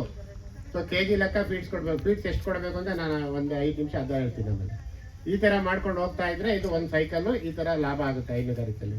2 ತಿಂಗಳು ಅಥವಾ 3 ತಿಂಗಳು, ಮ್ಯಾಕ್ಸಿಮಮ್ 3 ತಿಂಗಳು ಒಳಗಡೆ ಮತ್ತೆ ಬೆದೆಗೆ ಬರುತ್ತದೆ. ಅವಾಗ 3 ತಿಂಗಳಿಗೆ ನೀವು ಈಟ್ ಕೊಡಿಸ್ಬೇಕು. ಮತ್ತೆ ಅದೇ ಥರ ಕಂಟಿನ್ಯೂಸ್ ಸೈಕಲ್ ಆಗುತ್ತೆ. ಅದು ಫಲ ಆಗುತ್ತೆ. 2 ತಿಂಗಳದು ಫಲ ಪರೀಕ್ಷೆ ಮಾಡಿಸ್ಬೇಕು. ಹಾಲಿಗೆ ಎಷ್ಟು ಬರುತ್ತೆ ಅಷ್ಟು ಕೊಡಬೇಕು. ಯಾವ ಥರ ನಿರ್ಧಾರ ಮಾಡೋದು ಎಷ್ಟು ಕೊಡಬೇಕು ಫೀಡ್ಸ್ ಅಂತ? ಒಂದೊಂದು ಕಂಪ್ನಿ ಒಂದೊಂದು ಥರ ಫೀಡ್ಸ್ ಇರುತ್ತೆ. ನಿಮ್ಮ ಹತ್ರನೂ ಇಂಡಿ ಬೂಸ ಇರುತ್ತೆ, ಮೇವಿರುತ್ತೆ. ನೀವು ಯಾವ ಥರ ಫೀಡ್ ಫಿಕ್ಸ್ ಮಾಡಬೇಕು ಅಂದರೆ, ಕರು ಹಾಕಿದ 1 ವಾರ ಕಂಡ ಸ್ವಲ್ಪ 1 kg ಕೊಡಿ. ಕರು ಹಾಕಿದ್ರೆ 1 ವಾರದ ನಂತರ ಬಿಳಿ ಹಾಲು ಆಗುತ್ತೆ. 11 ದಿವಸಕ್ಕೆ ನೀವು ಡೈರಿಗೆ ಹಾಕಬೇಕು. ಆದರೂ ನೀವು 6 ದಿವಸಕ್ಕೆ ಹಾಕ್ತೀರಾ, ಅದು ತಪ್ಪು. ಇಡೀ ಕರ್ನಾಟಕಕ್ಕೆ ಹಾಲು ಸಪ್ಲೈ ಮಾಡ್ತೀವಿ ನಾವು. ನಮ್ಮ ಮಿಲ್ಕಿದ್ದು ನೀವೆಲ್ಲ ಡೈರಿ ಸೊಸೈಟಿಗೆ ಹಾಕ್ತೀರಾ. ನೀವು ಕೊಟ್ಟಿರೋ ಹಾಲನ್ನು ನಾವು ಎಲ್ಲರೂ ಕುಡಿತೀವಿ. ಸೊ ನೀವೇನು ಮಾಡ್ತೀರಾ, ಅದು ಗಿಣ್ಣಾಲಾಗಲಿ, ಅದು ಎದೆಭಾವ ಹಾಲಾಗಲಿ ಅಥವಾ ಬೇರೆ ಸಮಸ್ಯೆ ಇದ್ರೂ ಸುಮ್ಮನೆ ತಗೊಬಂದು ಹಾಕ್ತೀರಾ. ಆ ಥರ ಯಾರು ಮಾಡಬಾರ್ದು. ಕರೆಕ್ಟಾಗಿದ್ದರೆ ಹಾಲು ಹಾಕ್ಬೇಕಿಲ್ಲ ಅಂದರೆ ಹೊರಗಡೆ ಹಾಲು ಚೆಲ್ಲಬೇಕು. ಗಿಣ್ಣು ಹಾಲು 10 ರಿಂದ 11 ದಿವಸ ಆದಮೇಲೆ ಹಾಕಬೇಕು. ಗಿಣ್ಣಿದ್ರೆ ಅದು ಬೇರೆ ಹಾಲು ಮಿಕ್ಸ್ ಆದಾಗ ಎಲ್ಲ ಹೊಡ್ಕೊಳ್ಳುತ್ತೆ. ಅದು ವೇಸ್ಟ್ಗೆ ಹಾಕ್ತಾರೆ. ಇಲ್ಲಾಂದರೆ ಮಿಕ್ಸ್ ಆದರೂ ಎಲ್ಲ ಕಂಟಾಮಿನೇಟ್ ಆಗುತ್ತೆ. ಅಂದರೆ ಎಲ್ಲ ಮಿಕ್ಸ್ ಆಗಿ ವೇಸ್ಟ್ ಆಗುತ್ತೆ ಹಾಲು. ಫುಲ್ ಹಾಲು ಅಂದರೆ ಒಂದು 1000 ಲೀಟ್ರ್ ಇರ್ತದೆ. ಅದರೊಳಗಡೆ ನೀವು ತೊಗೊಂಡೋಗಿ ಎಪ್ಪಾಕ್ಸಂಗೆ ಅದು ಯಾವುದೋ ವೇಸ್ಟ್ ಹಾಲು ಹಾಕಿದ್ರೆ ಅದು ಅಷ್ಟು 1000 ಲೀಟ್ರ್ ವೇಸ್ಟ್ ಆಗುತ್ತೆ. ಅದನ್ನೆಲ್ಲ ಪೌಡ್ರಿಗೆ ಅಥವಾ ಬೇರೆ ಇದಕ್ಕೆ ಡಿಸ್ಕಾರ್ಡ್ ಮಾಡ್ತಾರೆ. ಅದು ನಂದಿನಿ ಪಾಕೆಟ್ಗೆ ಅದು ಹೋಗಲ್ಲ. ಅದು ಹಂಗಾಗಿ ಲಾಸ್ ಆಗುತ್ತೆ, ಇಡೀ ಸಂಸ್ಥೆಗೆ ಲಾಸ್ ಆಗುತ್ತೆ. ನೀವು ಯಾವುದೇ ಎದೆಭಾವ ಆಗಲಿ, ಬೇರೆ ಹಾಲಿನ ಡೌಟ್ ಇದ್ದರೆ, ಹಾಲು ಪೂರ್ತಿ ನೀರಿದ್ರೆ ಅಥವಾ ದುದ್ದೆ ಬಂದರೆ, ಮೊಸರು ಥರ ಇದ್ದರೆ, ಗಿಣ್ಣಾಲ್ ಥರ ಇದ್ದರೆ ನೀವು ಡೈರಿಗೆ ಹಾಕ್ಬಾರ್ದು. ನೀವೇ ತೊಗೊಂಡೋಗಿ ಹಾಕ್ಬಾರ್ದು. ಅವ್ರು ವಾಪಸ್ ಕಳಿಸ್ಬಿಟ್ಟ ಅಂತ ಅಲ್ಲಿ ಗಲಾಟೆ ಮಾಡೋದಲ್ಲ. ಇಲ್ಲಿಂದನೇ ತಗೋಬಾರ್ದು. ಮತ್ತು ಯಾವುದೇ ಹಾಲು ಕರೆಕ್ಟಾಗಿ ಶುದ್ಧ ಹಾಲು ಕೊಟ್ಟರೆ ಮಾತ್ರ ಇವಾಗ. ಇಲ್ಲ ಅಂದೆಲ್ಲ ಹಾಲು ಆಚೆ ಹೋಗ್ತಾ ಇದೆ. ಹಾಲಿನ ರೇಟ್ ಕಡಿಮೆ ಆಗಿರೋಕ್ಕೆ ಏನು ಕಾರಣ ಅಂದರೆ ನಾವು ಶುದ್ಧ ಹಾಲು ಉತ್ಪಾದನೆ ಮಾಡ್ತಾ ಇಲ್ಲ. ಅದಕ್ಕೆ ಶುದ್ಧ ಹಾಲು ಉತ್ಪಾದನೆ ಮಾಡ್ತಾ ಇಲ್ಲ ಅಂದರೆ ಬೇರೆ ರೇಟ್ ಎಷ್ಟೆಷ್ಟಿದೆ, ಹಾಲಿನ ರೇಟ್ ಅದೇ ಪ್ರಮಾಣದಲ್ಲಿ ಜಾಸ್ತಿ ಆಗಿಲ್ಲ, ಕಡಿಮೆನೇ ಇದೆ. ಕಡಿಮೆ ಯಾಕಿದೆ ಅಂದರೆ ಹಾಲು ಓಡ್ತಾ ಇಲ್ಲ. ಹಾಲು ಯಾಕೆ ಓಡ್ತಾ ಇಲ್ಲ ಅಂದರೆ ಅದು ಶುದ್ಧ ಇಲ್ಲ. ಶುದ್ಧ ಇದ್ದರೆ ಮಾತ್ರ ಬೇರೆಯವ್ರು ತೊಗೋತಾರೆ, ಅದು ತಗೊಳ್ಳಲ್ಲ. ಇನ್ನೊಂದು ಕಾರಣ, ಆದರೆ ನಮ್ಮ ದೇಶದಲ್ಲಿ ಕಾಲುಬಾಯಿ ಜ್ವರ ಇದು ಇರೋದ್ರಿಂದ, FMD ಇರೋದ್ರಿಂದ ನಮ್ಮ ದೇಶದಿಂದ ಬೇರೆ ದೇಶಕ್ಕೆ ಹೋಗುತ್ತೆ ಅಂತ ಹಾಲನ್ನ ಬೇರೆ ದೇಶಕ್ಕೆ ಕಳ್ಸೋಕ್ಕಾಗ್ತಾ ಇಲ್ಲ. ಸೊ ಅದರಿಂದ ನಿರಂತರವಾಗಿ ಭಾರತ ಸರ್ಕಾರನೇ ನಾವು ಡೆಸ್ಟಿನೇಷನ್ ಮಾಡ್ತಾ ಇರೋದು. ಭಾರತ ಸರ್ಕಾರದ ಸ್ಕೀಮೇ ಅದು, ರಾಜ್ಯ ಸರ್ಕಾರದ್ದಲ್ಲ ಅದು. ಕೇಂದ್ರ ಸರ್ಕಾರದ ಸ್ಕೀಮೇ. ಪ್ರತಿ 6 ತಿಂಗಳಿಗೊಂದ್ಸರಿ ಎಲ್ಲ ಅವರೇ ಔಷಧಿ ಕೊಡ್ತಾರೆ. ನಮ್ಮ ತಾಲೂಕಲ್ಲಿ ಅದು ಮಾಡ್ತಾ ಇದ್ದೀವಿ. ನಿಮ್ಮೂರಲ್ಲಿ ಎಲ್ಲ ಮಾಡಿಸ್ತಾರೆ. ಅದನ್ನು ನಿರಂತರವಾಗಿ ಮಾಡಿ. ಇದಿಷ್ಟು. ಇದರಲ್ಲಿ ಏನಾರ ಡೌಟ್ ಇದ್ದರೆ ಕೇಳಿ. ಫೀಡ್ಸ್ ಹಾಕೋದು ಇದು ಮಾಡೋದು ಏನೋ ಡೌಟ್ ಇಲ್ಲ ಅಂದರೆ ಇನ್ನೊಂದು ಪಾಯಿಂಟಿಂದ ಹೇಳ್ತೀನಿ. ಸ್ವಲ್ಪ ಫಾಸ್ಟ್ ಆಯಿತು. ಎಕ್ಸಾಂಪಲ್ 10 ಲೀಟ್ರ್ ಕೊಡ್ತದೆ ಹಸು. ಅದಕ್ಕೆ ಎಷ್ಟು ಫೀಡ್ಸ್ ಕೊಡಬೇಕು? ಎಲ್ಲ ಹಸು ಒಂದೇ ಥರ ಕೊಡಲ್ಲ. ಎಲ್ಲರೂ ಒಂದೇ ಥರ ಫೀಡ್ಸ್ ಹಾಕೋಕ್ಕಾಗಲ್ಲ. ಈಗ 10 ಲೀಟ್ರಿಗೆ ಬೇರೆ, 15 ಲೀಟ್ರಿಗೆ ಬೇರೆ, 20 ಲೀಟ್ರ್ ಕೊಡುವೆ ಬೇರೆ, 35 ಲೀಟ್ರ್ ಕೊಡುವೆ ಎಲ್ಲ ಇದೆ ನಮ್ಮ ತಾಲೂಕಲ್ಲಿ. ಸೊ ಅದಕ್ಕೆ ಎಷ್ಟು ಫೀಡ್ಸ್ ಕೊಡಬೇಕು? ಅದಕ್ಕೆ ಯಾರು ಹೇಳ್ತೀರಾ? 1 ದಿನಕ್ಕೆ 1 ತಿಂಗಳಿಗೆ 1 ಮೂಟೆ ಆಗಲ್ಲ. ಆ ಥರ ಲೆಕ್ಕ. ಯಾಕೆಂದರೆ ಹಸುಗಳು 4 ಇರ್ತವೆ. 4 ಇದ್ರೆ ನೀನು 1 ತಿಂಗಳಿಗೆ 1 ಮೂಟೆ ಹಾಕಿದ್ರೆ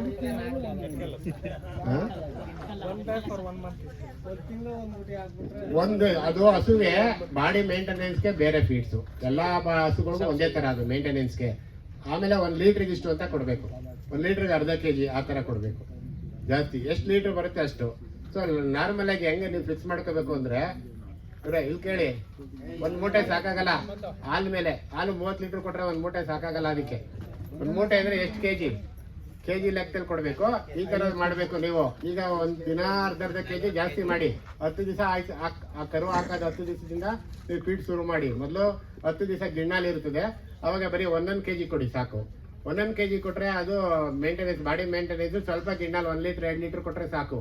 ಗಿಣ್ಣಾಲ್ ಜಾಸ್ತಿ ಕೊಟ್ಟರೆ ವೇಸ್ಟ್ ಆಗುತ್ತೆ. ಡೈರಿಗೂ ಹಾಕಲ್ಲ. ಕರುಗೆ ಮಾತ್ರ 1 ಲೀಟ್ರ್ ಸಾಕು. ಬೆಳಗ್ಗೆ 1 ಲೀಟ್ರ್, ಸಾಯಂಕಾಲ 1 ಲೀಟ್ರ್. ಸೊ 10 ದಿವಸ ಬರೀ 1 kg 1.5 kg ಅಷ್ಟೇ ಕೊಡಿ ಬಾಡಿ ಮೇಂಟೆನೆನ್ಸ್ಗೆ.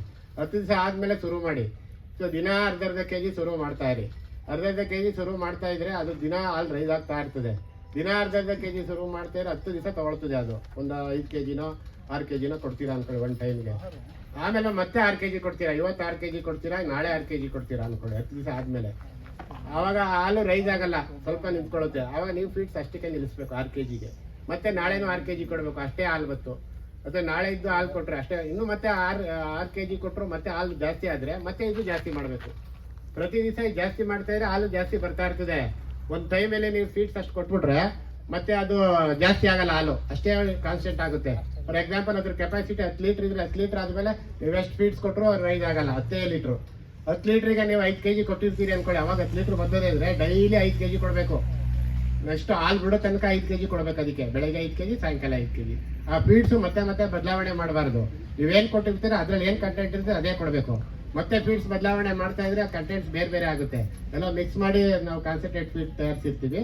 ನೀವು ಬದಲಾಯಿಸಿದ್ರೆ ಅದು ಬದಲಾವಣೆ ಆಗುತ್ತೆ, ಅವಾಗ ಹಾಲು ಏರುಪೇರು ಆಗುತ್ತೆ.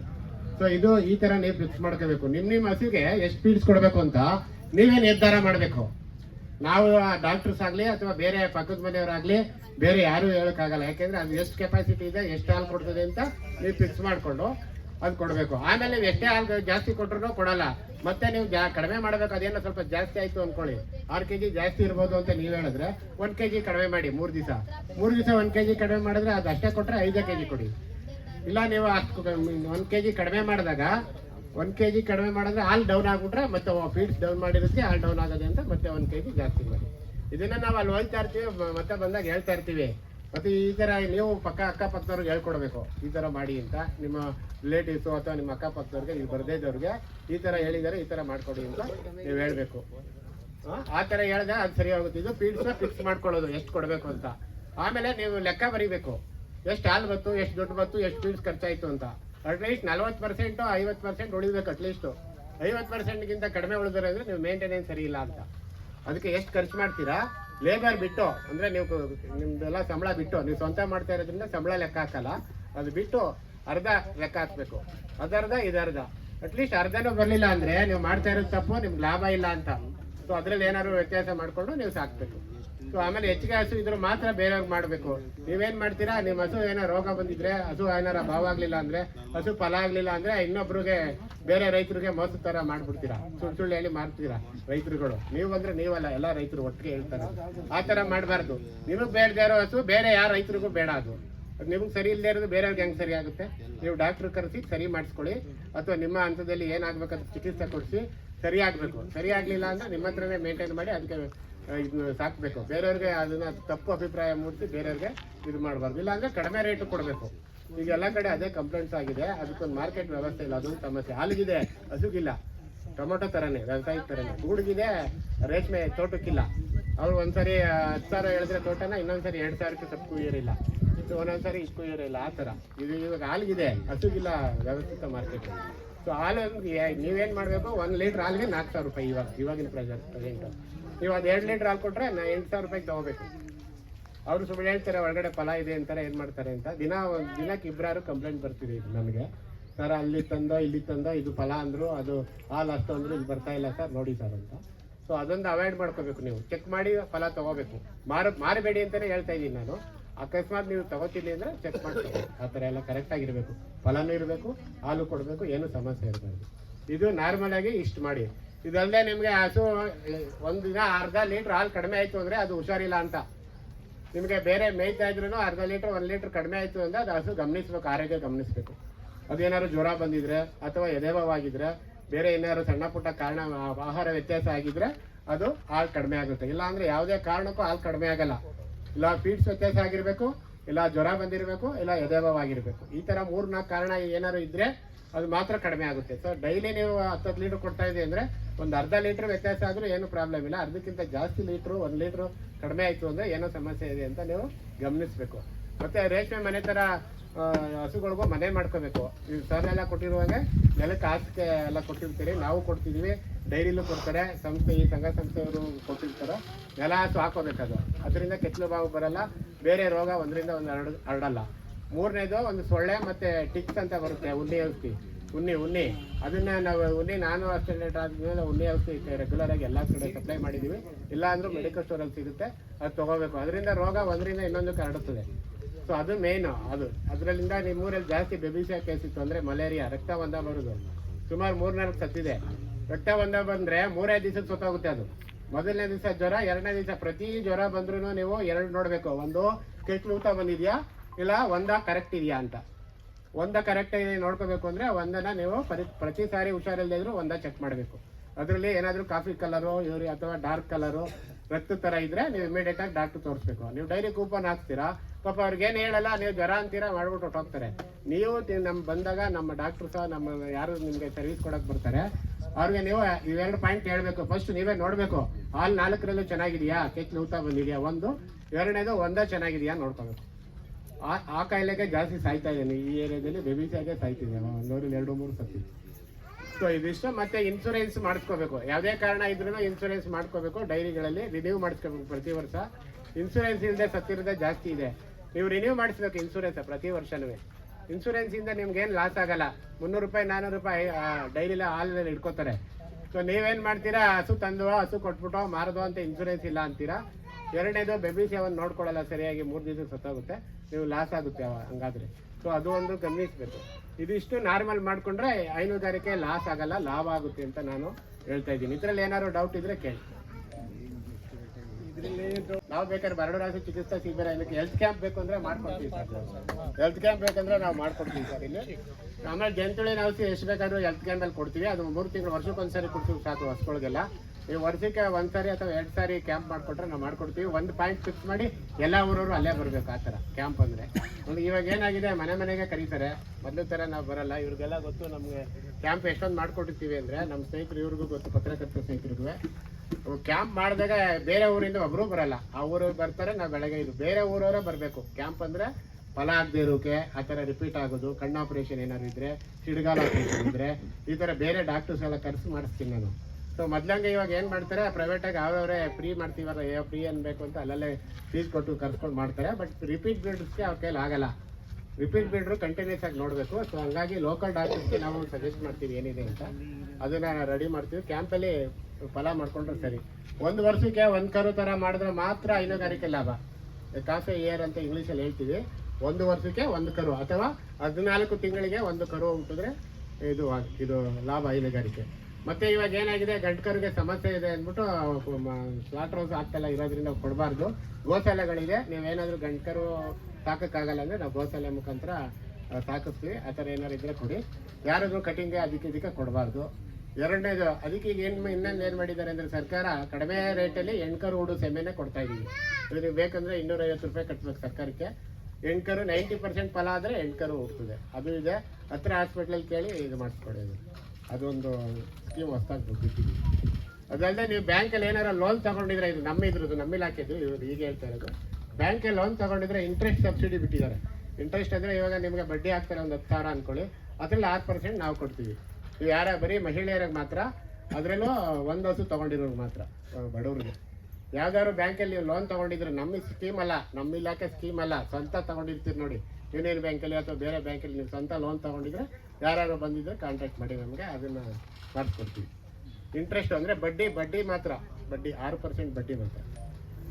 ಸೊ ಅದಿಷ್ಟು ಇದೆ. ನಮ್ಮ ಇಲಾಖೆಯಲ್ಲಿ ಯಾವುದೇ ಯೋಜನೆ ಇನ್ನೂ ಬಿಟ್ಟಿಲ್ಲ. ಬಿಟ್ಟ ನಂತರ ನೆಕ್ಸ್ಟ್ ಯಾವ್ದಾದ್ರು ಸಭೆಗಳಲ್ಲಿ ಮಾತಾಡೋಕ್ಕೆ ಅವಕಾಶ ಕೊಟ್ಟು ಎಲ್ಲರಿಗೂ ಧನ್ಯವಾದಗಳು. ಡಿಟೇಲ್ ಆಗಿ ಎಷ್ಟು ಚೆನ್ನಾಗಿ ಹೇಳಿದಾರೆ ಅಂದರೆ, ತಮಗೆಲ್ಲ ಮುಟ್ಟಿದೆ ಅನ್ಕೊಂತೀನಿ. ಅವ್ರ ಸಮಸ್ಯೆ ಹಿಡಿದು ಅದಕ್ಕೆ ಪರಿಹಾರ ಏನು, ಎಲ್ಲ ದಿಕ್ಕಿನಲ್ಲೂ ಎಲ್ಲ ಆ್ಯಂಗಲ್ದಲ್ಲೂ ನಿಮಗೆ ಅದಕ್ಕೆ ಉತ್ತರಿಸಿದ್ದಾರೆ. ನಿಮ್ಮ ಹತ್ರ ಯಾವ ಪ್ರಶ್ನೆನೂ ಇಲ್ಲ ಅನ್ಕೋತೀನಿ. So sir, thank you sir. So ಇದೇ ರೀತಿ ಮತ್ತೆ ಅವ್ರು ಹೇಳಿದ್ರು ಸರ್, ಬ್ಯಾಂಕ್ ಬಗ್ಗೆ ನಮ್ಮ ಡೈರೆಕ್ಟರ್ ಸರ್ ಹೇಳ್ತಾ ಇದ್ರು, ಬ್ಯಾಂಕ್ ನೆಕ್ಸ್ಟ್ ಟೈಮ್ ಬ್ಯಾಂಕ್ನವ್ರನ್ನ ಕರ್ಸಲ್ಲ ಅಂತ ಹೇಳ್ತಾ ಇದ್ರು. ಅದಕ್ಕೆ ಲೋನ್ದಾಯ್ತು ಏನಾಯ್ತು ಅವ್ರು ಮಾಹಿತಿ ಕೊಡ್ತಾರೆ. ಬ್ಯಾಂಕ್ನವ್ರು ಬಂದು ನಿಮಗೆ ಮಾಹಿತಿ ಕೊಟ್ಟರೆ ಅದು ಪ್ರೋಗ್ರಾಮ್ ಇನ್ನೂ ಚೆನ್ನಾಗಿರುತ್ತೆ. ಸೊ ನೆಕ್ಸ್ಟ್ ಟೈಮ್ ನಾವು ಬ್ಯಾಂಕ್ನವ್ರನ್ನ ಕರ್ಸಕ್ಕೆ ಪ್ರಯತ್ನ ಮಾಡ್ತೀವಿ. ನಮ್ಮ ಡೈರೆಕ್ಟರ್ ಆಲ್ರೆಡಿ ಮಾರ್ಗದರ್ಶನ ನೀಡಿದ್ದಾರೆ ಇವತ್ತು. ಸೊ ಅದೇ ಬರುತ್ತೆ ಸರ್, ಎಲ್ಲ ಚೆನ್ನಾಗಿ ಕೊಡ್ತಿದ್ದಾರೆ. ಆಯ್ತು. ಸೊ ಇವಾಗ ಕೆಲವೊಬ್ರು ರೈತರು ಯಾರಾದರೂ ಫೀಡ್ಬ್ಯಾಕ್ ಕೊಡ್ತೀರಾ, ನಿಮ್ಮ ಅನಿಸಿಕೆ ಹೇಳ್ಬೇಕು. ಆರುಗೋಡಿ ಬೆಂಗಳೂರು. ಈ ಇಲಾಖೆಯಿಂದ ನಮಗೆ ತುಂಬ ಅನುಕೂಲವಾಗಿದೆ. ಮತ್ತು ನಮ್ಮ ಕೃಷ್ಣ ಸಾರು ಮತ್ತು ರಂಗಸ್ವಾಮಿ ಸಾರು ಇವರು ನಮ್ಮೂರಿಗೆ ಬಂದು ಪ್ರಥಮ ಬಂದಾಗ ನಾವು ಕೇವಲ ಮಾಡ್ದೋ ಏನಂದರೆ, ಇವ್ರು ಯಾರೋ ಬಂದವ್ರೆ, ಯಾರೋ ಹೋಯ್ತಾವ್ರೆ, ನಮ್ಗೇನು ಅಂದ್ಬಿಟ್ಟು ನಮ್ಮ ಕೆಲಸದಲ್ಲಿ ನಾವು ಭಾಗಿಯಾಗಿದ್ದೋ. ಅಂಥದ್ರಲ್ಲಿ ಇವರು ಚಂದ್ರನಾಯಕ ಬರ್ರಪ್ಪ ಈ ರೀತಿ ಸಾರ್ ಬಂದಿದ್ದಾರೆ, ಆರ್ಗೋಡಿಯಿಂದ ಪಶುಸಂಗೋಪನೆ ಇಲಾಖೆಯಿಂದ ಬಂದಿದ್ದಾರೆ, ಬನ್ನಿ ಅಂತ ಕರೆದ್ರು. ನಮ್ಮೂರಲ್ಲಿ 3 ವರ್ಷದಿಂದ ನಮ್ಗೆ ದತ್ತು ತಗೊಂಡ್ರು, ಅಣಜವಾಡಿ ಗ್ರಾಮದಲ್ಲಿ ದತ್ತು ತಗೊಂಡ್ರು ಬಂದು. ಆದ್ರಿಂದ ಇವರು ನಾವು ಆವಾಗ ಕರಿತಾ ಇದ್ರು, ಇದಕ್ಕೆ ಬನ್ನಿ, ನೀವು ಇಲಾಖೆಗೆ ಬನ್ನಿ, ಕಾರ್ಯಕ್ರಮಗಳು ಇವೆ, ಆಹಾರಗಳು ಮತ್ತೆ ಪಶುವಿಗೆ ನಿಮ್ಗೆ ಏನೇನು ಬೇಕು ಕಾರ್ಯಕ್ರಮಗಳು, ಮತ್ತೆ ಸಾಕಾಣಿಕೆ ಹೇಗೆ, ಆಹಾರ ಪದಾರ್ಥ ಕೊಡ್ತೀವಿ, ಮತ್ತೆ ಪ್ರತಿ ತಿಂಗಳು ಬಂದು ಇವರು ಇಂಜೆಕ್ಷನ್ ಮಾಡೋದು, ಮತ್ತೆ ನಾಟಿ ಹಸು ಆಗ್ಲಿ ಸೀಮೆ ಹಸು ಆಗ್ಲಿ ಯಾವುದಕ್ಕೂ ಬಂದು ಪ್ರತಿ ತಿಂಗಳು ಇಂಜೆಕ್ಷನ್ ಮಾಡಿಕೊಂಡು ನಮಗೆ ಕಾಪಾಡ್ಕೊಂಡು ಹೋದ್ರು. ಅದೇ ರೀತಿ ತಿಂಗಳು ಒಂದ್ಸಾರಿ ಬಂದು ಅಥವಾ 6 ತಿಂಗಳು ಒಂದ್ಸಾರಿ ಬಂದು ಅಲ್ಲೇ ನಮಗೆ ಕರೆಸಿ ಅಲ್ಲೇ ಬೆಂಗಳೂರಿಗೆ ಕರ್ಕೊಂಡೋಗಿ ಬಸ್ ಮಾಡಿ ಕರ್ಕೊಂಡೋಗಿ ನಮಗೆ ಊಟ ವಸತಿ ಎಲ್ಲ ಕೊಟ್ಟು, ಮತ್ತೆ ಅಲ್ಲಿ ಬೇಕಾದಂತ ಬೀಜ ಬಿತ್ತನೆ ಪದಾರ್ಥಗಳೆಲ್ಲ ಕೊಟ್ಟು, ಈಗಲೂ ಸಹ ನಾನು ಜೋಳ ಒಟ್ಲು ಬಿಟ್ಟಿದ್ದೀನಿ, ಚೆನ್ನಾಗಿ ಬಂದಿದೆ ಮೇವು. ಒಂದು 10 ಕುಂಟೆಗೆ ಮೇವು ಹಾಕಿದ್ದೀನಿ, ಚೆನ್ನಾಗಿ ಬಂದೈತೆ ಮೇವು. ಅದನ್ನೇ ಕುಯ್ದು ಹಾಕ್ತಾ ಇದ್ದೀನಿ ನಾನು. ನಿಮ್ಗೆ ಬೇಕಾದ್ರೆ ಸರ್ಕಾರ ಕಡೆಯಿಂದ ನಾವು ಬೀಜ ಬಿತ್ತನೆ ಪದಾರ್ಥಗಳನ್ನು ಬೇಕಾದ್ರೆ ಪಡಿಬಹುದು. ಭಾಳ ಚೆನ್ನಾಗಿ ಮೇಯ್ತದೆ. ನೀವು ಕುರಿಗಾದ್ರೂ ಹಾಕ್ಬೋದು, ಮತ್ತೆ ಹಸುಗಳಿಗಾದ್ರೂ ಕಟಿಂಗ್ ಮಾಡಿ ಅದನ್ನ ಚೆನ್ನಿಗೆ ತುಂಬೋದು. ಮತ್ತೆ ನಮ್ಗೇನು ಅನುಕೂಲ ಆಯಿತು ಅಂತಂದ್ರೆ ಮ್ಯಾಟು ಸುತ್ತ ಕೊಟ್ರು. ನಿಮ್ಗೆಲ್ಲ ಕೆಲವ್ರಿಗೆ ಬಂದಿರ್ಬೋದು ಮ್ಯಾಟು ಸುತ್ತ ಅವರೇ ಕರೆಸಿ ಅಲ್ಲಿ ಕೊಟ್ರು. ಮತ್ತೆ ನಾವು ಮೊದಲೇ ಕೇವಲ ಮಾಡಿದ್ವಿ, ನಾವು ಇವ್ರನ್ನ ಬಳಸ್ಕೋಬೇಕು. ಯಾವ ರೀತಿ ನಾವು ಕೇವಲ ಮಾಡಿದಾಗ ಅವ್ರು ನಮ್ ಕೇವಲ ಮಾಡ್ತಾರೆ. ಅವ್ರು ಯಾವ ರೀತಿ ಚೆನ್ನಾಗಿ ನೋಡ್ತಾರೋ ನಾವು ಅದೇ ರೀತಿ ಅವ್ರು ಚೆನ್ನಾಗಿ ನೋಡ್ಕೋಬೇಕು. ನಮ್ಗೆ ಇವರಿಂದ ಏನೂ ಲಾಸ್ ಆಗಿಲ್ಲ. ಅದರಿಂದ ನಾವು ಪ್ರತಿ ತಿಂಗಳು ನಮ್ಗೆ ಸಾರ್ ಬಂದ್ರೆ ಅಂತ ನಾವು ಕೇಳ್ಕೊತಾ ಇದ್ದೀವಿ. ಯಾರು ತುಂಬಾ ನಮ್ಮ ಅಣ್ತಂದಿರೇ ಆಗ್ಲಿ ಯಾರೇ ಆಗ್ಲಿ ನಮ್ಗೊಂದು ಹೆಲ್ಪ್ ಮಾಡಲ್ರು. ಆದ್ರಿಂದ ಇವ್ರನ್ನ ನಾವು ನೋಡ್ಕೊಂಡ್ರೆ ಅವ್ರು ನಮ್ಗೂ ಸಹ ನೋಡ್ಕೋತಾರೆ. ಅದೇ ರೀತಿ ನಾವು 3 ವರ್ಷದಿಂದ ನಮ್ಗೆ ನಮ್ಮೂರಲ್ಲಿ ದತ್ತು ಗ್ರಾಮ ತಗೊಂಡು ನಮ್ಗೆ ನೋಡಿ, ಈಗ ಯಾರು ನೀವು ಅಂಗಡಿಗೆ ಹೋದ್ರೆ ಯಾರು ಫ್ರೀ ಕೊಡಲ್ಲ. 4 ಬ್ಯಾಗ್ ಮೇವು ಕೊಡು ಅಂದ್ರೆ ಯಾರು ಕೊಡಲ್ಲ. ಅದರಿಂದ ನಾವು ಶ್ರಮಪಟ್ಟು ಅಲ್ಲಿ ಒಂದ್ ಬ್ಯಾಗ್ 1,500 1,100 ರೂಪಾಯಿನ ಕೊಡ್ಬೇಕು. ಅದೇ ರೀತಿ ಒಬ್ಬ ಮನುಷ್ಯನಿಗೆ 4 ಬ್ಯಾಗ್ ಯಾರು ಕೊಡ್ತಾರೆ? ಯಾರು ಕೊಡಲ್ಲ. ಅದರಿಂದ ನಮ್ಗೆ ಇಲಾಖೆಯಿಂದ ಪಶು ಸಂಗೋಪನೆ ಕಾರ್ಯಕ್ರಮ ಆಡುಗೋಡಿಯಿಂದ ನಮಗೆ ತುಂಬಾ ಅನುಕೂಲ ಆಗಿದೆ. ಆದ್ರಿಂದ ನಮ್ಮ ಜನಾಂಗಕ್ಕೇನೆ ದತ್ತು ಗ್ರಾಮ ತಗೊಂಡು ನಮ್ಗೆ ಅನುಕೂಲ ಮಾಡಿದ್ದಾರೆ. ನೀವೆಲ್ಲ ಬಳಸ್ಕೋಬೇಕು. ಅದರಿಂದ ತಮ್ಮಲ್ಲಿ ಕೇಳ್ಕೊತಾ ಇದ್ದೀನಿ. ತುಂಬಾ ಧನ್ಯವಾದಗಳು. When these people came, NNP came for the first time to this village to adopt, we thought that these people are unknown people. I don't know why they are coming. Like that, they took us very casually. So after that, slowly, step by step, they understood the importance of our visits, and they came to our institute, and then they had a training, feeding practices, exposure, and we distributed seeds, fodder seeds, and he himself has cultivated some piece of land for the fodders, and now it is very well grown, and animals are eating very well. And you people, I can see to my farm, come and farm and visit and see. Sir, so he is very happy in that way, so that he is telling that everybody should use his benefit. Like this, don't treat badly. The way you treat, the way you will get back. That is. Thank you. So, ಇಲ್ಲ milk ಇದು ಯಾವ್ದಾದ್ರು சொல்றீங்களா benefit ವಿಸರ್ಜನೆಗಾಗಿ ಎಷ್ಟೆಷ್ಟು ಹಸುಗಳನ್ನು ಸಾಕುತ್ತಿದ್ದೀರಿ? ಹಸುಗಳಲ್ಲಿ ಏನು ಲಾಭ ಇದೆ? ಹಾಲಿನಲ್ಲಿ ಲಾಭನೋ ಅಥವಾ ನಷ್ಟನೋ ಅದನ್ನು ಉಪಯೋಗಿಸಿ ಹೇಳಬೇಕು. ನಮಗೆ ಹಸುಗಳು ಕಟ್ಟುತ್ತವಿಂದ ನಮಗೆ ಉಪಯೋಗ ಆಗುತ್ತೆ ಅಷ್ಟೇ. ನಾನು ಒಂದು ದಿವಸಕ್ಕೆ 70 ಲೀಟರ್ ಹಾಲನ್ನು ಕುಡಿಯುತ್ತಿದ್ದೀನಿ. he is telling his having 60 liters of milk per day. So he is the farmer, what I told, sir. So ಇವಾಗ ನಮ್ಮ ಕಾರ್ಯಕ್ರಮ ಹಂತಕ್ಕೆ ತಲುಪಿದೆ. ಸೊ ಇವಾಗ ಕೊನೆಯದಾಗಿ ನಾನು ವಂದನಾಗ ಭಾಷಣ ಮಾತಾಡ್ತೀನಿ. ಸೊ ಈ ಕಾರ್ಯಕ್ರಮಕ್ಕೆ ಸಕ್ಸಸ್ ಆಗಿ ನಿರ್ದೇಶಕರಾದ ಸಹಾಯ ನಿರ್ದೇಶಕರಾದ ಡಾಕ್ಟರ್ ಕುಮಾರ್ ಸರ್ ಇದ್ದಾರೆ ನಮ್ಮ ಜೊತೆ. ಅವರು ನಿನ್ನೆ ರಿಕ್ವೆಸ್ಟ್ ಮಾಡಿದ್ದಕ್ಕೆ ಅವರು ಇವತ್ತು ಬಂದು ಅವರ ಅಮೂಲ್ಯವಾದ ಸಮಯವನ್ನು ನಮ್ಮ ಜೊತೆ ಸೇರಿಸಿ ಅನೇಕ ಸಹಾಯಕ ಪಶುಪಾಲನೆ ಬಗ್ಗೆ ಮಾಹಿತಿ ನೀಡಿದ್ದಾರೆ. ಅವರಿಗೂ ಕೂಡ ನಾನು ಧನ್ಯವಾದಗಳನ್ನು ಕೋರುತ್ತೇನೆ. ಅದೇ ರೀತಿ ಈ ನಮ್ಮ ಕಾರ್ಯಕ್ರಮಕ್ಕೆ ಆಗಮಿಸಿದ ರೆಡ್ಡಿ ಸರ್ ಇದ್ದಾರೆ ಮತ್ತು SPN ರಾವ್ ಸರ್ ಇದ್ದಾರೆ. ಅವರಿಗೂ ಕೂಡ ನಾನು ಧನ್ಯವಾದಗಳನ್ನು ಕೋರುತ್ತೇನೆ. ಈ ಕಾರ್ಯಕ್ರಮಕ್ಕೆ ಇನ್ನೊಬ್ಬ ಅತಿಥಿಗಳಾದಂಥ ನಮ್ಮ ಮಿಸಸ್ ಭೀಮಾ ನಾಯಕ್ ಅವರು ಬಂದಿದ್ದಾರೆ. ಅವರಿಗೂ ಕೂಡ ನಾನು ಧನ್ಯವಾದಗಳನ್ನು ಕೋರುತ್ತೇನೆ. ಅದೇ ರೀತಿ ಈ ಕಾರ್ಯಕ್ರಮಕ್ಕೆ ಆಗಮಿಸಿದಂಥ ಮಾದೇವ್ ನಾಯಕ್ ಅವರಿದ್ದಾರೆ, ಮತ್ತು ಬಲರಾಮ್ ನಾಯಕ್ ಅವರಿದ್ದಾರೆ, ಮತ್ತೆ ಅಣ್ಣಾ ನಾಯ್ಕ ಅವರು ಇದ್ದಾರೆ, ಅವ್ರಿಗೂ ಕೂಡ ನಾನು ಧನ್ಯವಾದಗಳನ್ನು ಕೋರುತ್ತೇನೆ. ಸೊ ಇವಾಗ ನಮ್ದು ಕಾರ್ಯಕ್ರಮ ಅಂತಿಮವಾಯಿತು. ನಾನು ಇಷ್ಟ